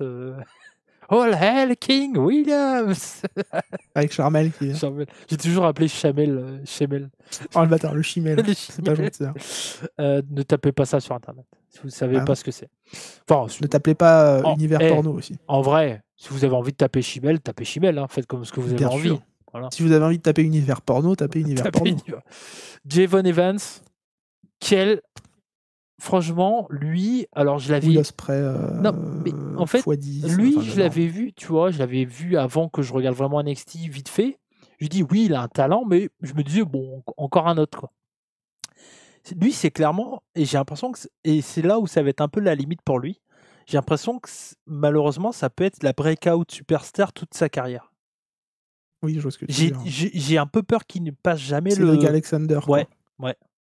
Tout le monde veut le voir haut, tout le Ouais. monde l'aime bien, tout le monde le trouve talentueux, mais... Ou, comment il s'appelle, Matt Seidel, Evan Bourne. Evan Bourne, ouais. Tu vois. Ou Kofi, jusqu'à qu'il gagne le titre. Kofi, ouais. Mais tu vois, j'ai un peu peur de ça pour lui. Mais par contre, quel talent. Ou Ziggler. Mais beaucoup plus talentueux, irrémédiablement parlant dans le ring. Mais par contre, ouais, quel talent de ouf, quel catcheur. J'ai rarement vu un mec rebondir aussi haut dans les cordes avec des springboards. Ce que j'allais dire, il bounce. Ah ouais, ouf. ouais. Enfin, c'est dans sa chanson, mais bouncy, ils ont raison, oui. Ah ouais. Ah non, vraiment. Et puis, il amène tellement un vent. T'as vu, dès le début, là, quand il saute sur Obafemi et sur Trick, je crois, il saute sur les deux en même temps, si je dis pas de bêtises. Dès le début du match, mais la verticalité d'un coup qu'il prend. Ah non, il est vraiment impressionnant. Et puis, il amène un truc frais dans ce combat entre deux mecs un peu puissants, tu vois. Et encore une fois, on a trois catcheurs différents. Trick Williams, le pur mec WWE, assez classique dans son style de catch. Pour moi, le Jey Uso de NXT. Et assez hybride, tu vois, un peu powerhouse, un peu machin. Obafemi powerhouse pur VVE, tu vois, vraiment dans les. Moi, je vois Roman Reigns en Obafemi, vraiment. Oui. Non, bah, moi, Bobby Lashley, la comparaison elle est un peu là, tu vois. Parce que aussi, Lashley, en 2007, il faisait des dives mais et tout. Comparé à Lashley, je trouve qu'il a un charisme à la Roman Reigns. Il a ce côté beau gosse, un peu, t'as ces statues grecques, très musclées, très, même plus que Roman. Sa musique, elle est top. Ah, mais de ouf. Les musiques NXT sont pas trop mal. Sont mieux pour certaines que les musiques de... Enfin, mec, je sais pas si t'as vu, Zelina Vega quand elle rentre à SmackDown. Waouh! Déjà, tu crois que c'est le thème de SmackDown, parce qu'ils se ressemblent de ouf tous les deux. Et en plus, mais j'ai tapé sur Twitter pour à chaque fois qu'elle rentre, Zelina Vega, je tape sur Twitter, putain, quel pop incroyable. C'est ce que je mets tout le temps sur Twitter quand elle rentre. Et la pauvre, quoi, c'est terrible. J'ai noté également, donc là, on a eu 2 matchs à plusieurs. 0 heal. Trick joue le heal dans ce match. Bah, pour moi, je le mets. Ah bah si, d'un coup il prend l'arbitre pour rien. D'ailleurs, il est bête parce qu'il fait ça, ça lui empêche de gagner entre guillemets. Oui, mais sur le point de départ, 0 heal. Oui, ça je suis d'accord. Parce que tu vois, il y a un côté compétitif, sportif qui manquait avant à WWE. Alors, il y a toujours eu à NXT Black and Gold. C'est pour ça que je fais encore plus la comparaison avec NXT Black and Gold. Tu vois. Et encore une fois, ça combine tellement bien. Le work rate est vraiment cool. La construction est vraiment bonne. On tease beaucoup le fait que Javon essaye de porter Obafemi, qui veut prouver qu'il a sa place en tant qu'heavyweight, entre guillemets, et tout. Et tu vois, il le tease, à un moment, il va le porter, il va enchaîner les finishes et tout. Enfin, c'est très bien fait. Le seul truc que j'ai pas trop capté, c'est comme tu as dit, c'est le truc de l'arbitre avec Trick Williams. Alors peut-être qu'il joue le côté un peu smarteux, tu vois. C'est Trick Williams qui, quand il fait ça... en fait, moi, ce que je piche pas, c'est en termes de personnage. T'enlèves l'arbitre du ring, tu continues le match, et après, t'es pas content parce que l'arbitre fait pas le tomber. C'est alors que c'est toi qui ouais, ça c'est débile. Un truc que j'ai beaucoup aimé par contre, et que j'ai pas vu dans beaucoup de matchs, c'est quand l'arbitre essaye de revenir, Obafemi le tient, et l'arbitre lui met des coups de pied dans la gueule. Enfin, quoi. Merci. Laisse-moi faire mon boulot. Bah oui, laisse-moi faire mon taf, quoi. Non, c'était trop bien. C'est bien. J'ai adoré. Trop bien. Et ouais, non, Trick, je trouve qu'il faisait tâche, parce que comme tu dis, il essayait d'agir comme un heel tout en étant un peu face. Il essayait d'être... il avait un peu le cul entre deux chaises, je trouve. Parce que les gens adoraient Oba, les gens étaient un peu pour Javon aussi, quand même. Et Trick, pour moi, il était perdu dans le... Parce qu'en fait, les deux seuls vrais gagnants possibles, c'était Javon et Oba. Jamais on a vu Trick gagner, tu vois. Et ça, je pense qu'ils le savaient en allant dans ce match-là, les fans, même eux-mêmes. Et c'est pour ça qu'ils étaient pas... Tu sentais qu'ils étaient un peu en arrière pour Trick, tu vois. Ils ont fait sa chanson parce qu'elle est cool. Voilà. Mais c'est pour ça que d'ailleurs, c'est peut-être lui qui a bossé un peu en heel dans le match au final. Mais Et tu sens qu'il en veut à Jevons en mode t'as pas ta place Oui, avec oui, nous. c'est Et ça, peut-être pour c'est- ça bah, aussi, c'est qu'il agit comme ça. c'est ça l'histoire aussi. C'est que tu Oui, vois, oui. plusieurs fois, il dit à Jevon, qu'est-ce que tu fous là, t'as rien à foutre, ça aurait dû être un contre un et tout. Et moi, je trouve ça trop Moi, je cool. pense que c'est Jevon qui prend le titre à Oba. Hein. Oui, oui. C'était pas son moment. Non. Mais Ça aurait fait un beau happy ending. après, alors il y a ça, mais il y a aussi le fait que Dark State, ils peuvent y arriver aussi à un moment ou à un autre. Hein. C'est à plusieurs, machin. Après, là, je pense qu'il. Moi, je vois Dark State le prendre à Jevan, par exemple, ou le prendre mais pas le prendre à Oba. Tu sais, ils peuvent utiliser le fait. Oba, c'est une montagne à gravir. Oui, tu mais vois. ils peuvent. Et Babyface et Jevon. Ouais, mais ils peuvent utiliser le fait qu'il y a 4 personnes sur Oba pour bien gagner. Sûr. Tu Ouais, vois. bien sûr. Donc, bon, je sais mais tu veux raconter le truc de David et Goliath, Oba fait 1000 monstres, Jevon Evans, le petit gamin de 20 ans qui, tu vois, et puis encore une fois, c'est un contraste de style de ouf. Ouais. Le mec destructeur. Non, c'était moi j'ai trouvé que c'était un très très bon triple threat, j'ai mis 4,5. Ouais, à peu près pareil, j'ai mis 4,5. Ouais. Pardon, j'ai tapé dans ma caméra. Mais à peu près 4,5. Je pense que c'est le moment de. Lui, il a une vraie épée. Je droue la note. Fais pas ça, toi. C'est un coup. Non, bah j'ai mon écran devant, donc. Il va faire une ISO speed, il va faire un backflip sur son matos. Non, je vais faire une. Comment il s'appelle, Mohamed Eni, celui qui. Ah oui, ouais. Lui, t'as pas vu, il a dit que si Paris gagne la Ligue des Champions, il traverse en string les Champs-Élysées. Mais il avait déjà dit que si Neymar arrivait à Paris, avant que Neymar arrive à Paris, il suçait tous les hommes de Paris. Et bizarrement, il l'a fait, finalement. Il paraît qu'il l'a fait, moi, ce que j'ai entendu. Non, il l'a jamais fait. Donc voilà pour ce match.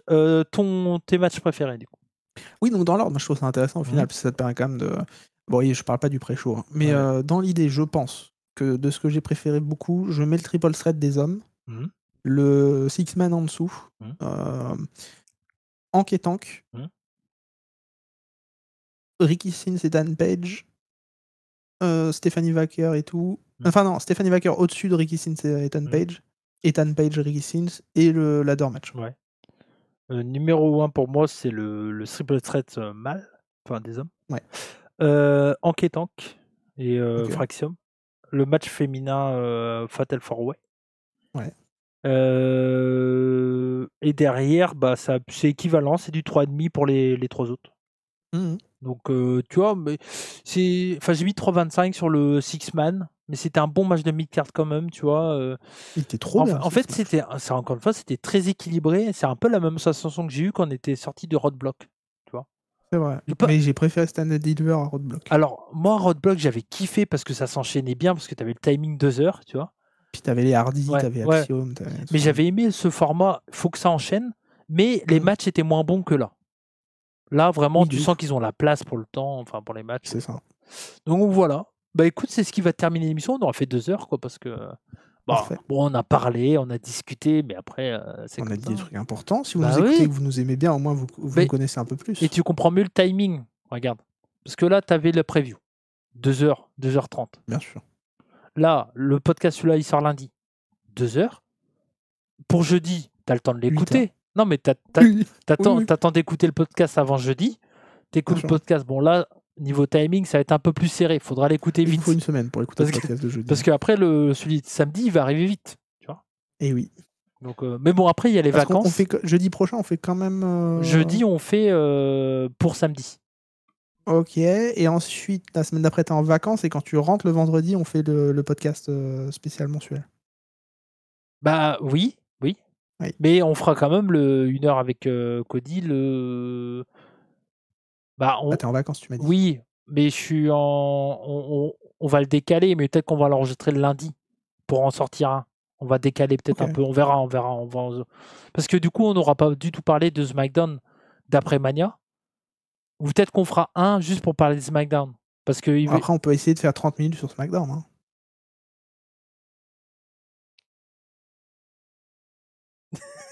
On verra. On verra bien. En fonction de. Déjà, on a dit notre podcast mensuel qu'on va vous expliquer. On s'en donne plein. Là, mais oui. Et d'ailleurs, tu sais quoi? Comme on a fait 2 heures et tout, on peut même vous annoncer le premier sujet. Pourquoi pas? Comme ça, on verra ceux qui sont restés jusqu'à la fin. Il n'y a que ceux qui sont à la fin. Le mettez pas en commentaire. Bien sûr. Mais histoire de garder-le pour vous, c'est une information importante. Donc du coup, on peut expliquer vite fait c'est quoi le format qu'on veut faire mensuellement. Tout à fait. Je peux faire une ref ou pas? Vas-y. La folle histoire du catch américain. Présenté On par a failli Cody. l'appeler comme ça, mais on s'est dit. Oui, Bon, là, par Non. contre, c'est un peu chercher des poux. Là. On s'est dit. c'est ça. Ouais. On voulait pas faire du copyright infringement. Non, on est parti dans le même délire. On a dit 1 heure pour parler d'eux. On sait très bien que ça va faire plus d'1 heure. Surtout vu les sujets. Non, mais vas-y, explique ce qu'on Oui, non, basiquement, on est fan de catch, bien évidemment. On regarde depuis très longtemps, donc on a préparé des sortes de. Moi, c'était un mix. Je voulais plutôt faire un truc à la Dark Side of the Ring et parler un peu de tout de la carrière de certaines personnes. Ça va être basique, mais ça nous permet aussi de se rappeler des bons souvenirs, de regarder des matchs avec Cody qu'on n'a pas, de revoir des matchs, etc. On a même mis une liste de matchs ou d'en découvrir. Ou d'en découvrir. Et en fait, vous aurez des saisons, comme je dis, c'est pour l'après-Mania jusqu'à décembre, parce qu'après on fait une pause pour le retour à WrestleMania. Et vous aurez un épisode par mois, Ouais. si tout se passe bien. Sachant normalement, ça va le que faire. les membres payants pourront potentiellement avoir 2-3 épisodes rapidement, parce qu'en fait, on va pas enregistrer un par mois. Potentiellement, on va Non. peut-être enregistrer 1, 2, 3. Si on est chaud, C'est on ça. fait 4 d'un coup. On ne sait pas. C'est ça. On n'en sait rien en fait. Donc, Et on a fait en sorte de Ouais. coller un peu à l'actualité du Ouais. mois où ça sort, etc. On a plusieurs sujets Ouais. de prévus. Le premier étant donc sur les Usos. Voilà, les Usos. Et ça va être intéressant de tout reparler de leur carrière et tout ça. Et puis Évidemment, on veut éviter de choisir des gens qui ont déjà été faits beaucoup par tout le monde, etc. Et vu qu'il n'y a pas 12 000 vidéos en France de gens qui parlent des Usos. Et pas je Jey trouve- Uso, hein, les Usos. Pas Jey, oui, les Usos. Mais pourquoi on a mis les Usos? Parce que là, Mania, Jey, Gunter, tout ça, machin, on s'est dit que c'était un bon truc pour commencer. Ouais. Donc voilà. Et le but aussi, ça sera de parler de catcheurs WWE, pas que WWE peut-être, voilà, mais aussi de pas parler que des superstars. Moi, genre on a une envie commun, c'est de parler aussi des gens un peu moins mainstream, entre guillemets. Alors, il y en a quand même beaucoup mainstream, vous allez voir. Hein, voilà. Mais on va essayer de parler de... Dans la première saison, il n'y a pas Roman Reigns, quoi. Non, mais il y a un nom qui va surprendre. Ah oui? Moi, j'ai un en tête. Ce qu'on a mis? Bah ouais. Allez, Ouais, il y en a tu sais quoi, il y en a deux, même, moi, je trouve. je vais m'en rappeler, je vais le biper. Histoire, je vais m'emmerder, tu vois, je vais trouver un truc pour biper. C'est Oui, c'est vrai pas que du tout attendu. Tu vois. C'est surprenant. Mais... Il y en a deux, moi. Et c'est qui les autres, comme ça je vais rebiper aussi? Il y a les Usos. Ouais. Oui, mais ça c'est attendu. Ça. Ah, ça moi. Ouais. Pour le mois d'août. Ah, j'ai bipé beaucoup là. Ah bah tu me demandes. Oui, mais c'est bon, arrête. Arrête. Je vais m'emmerder le montage en plus.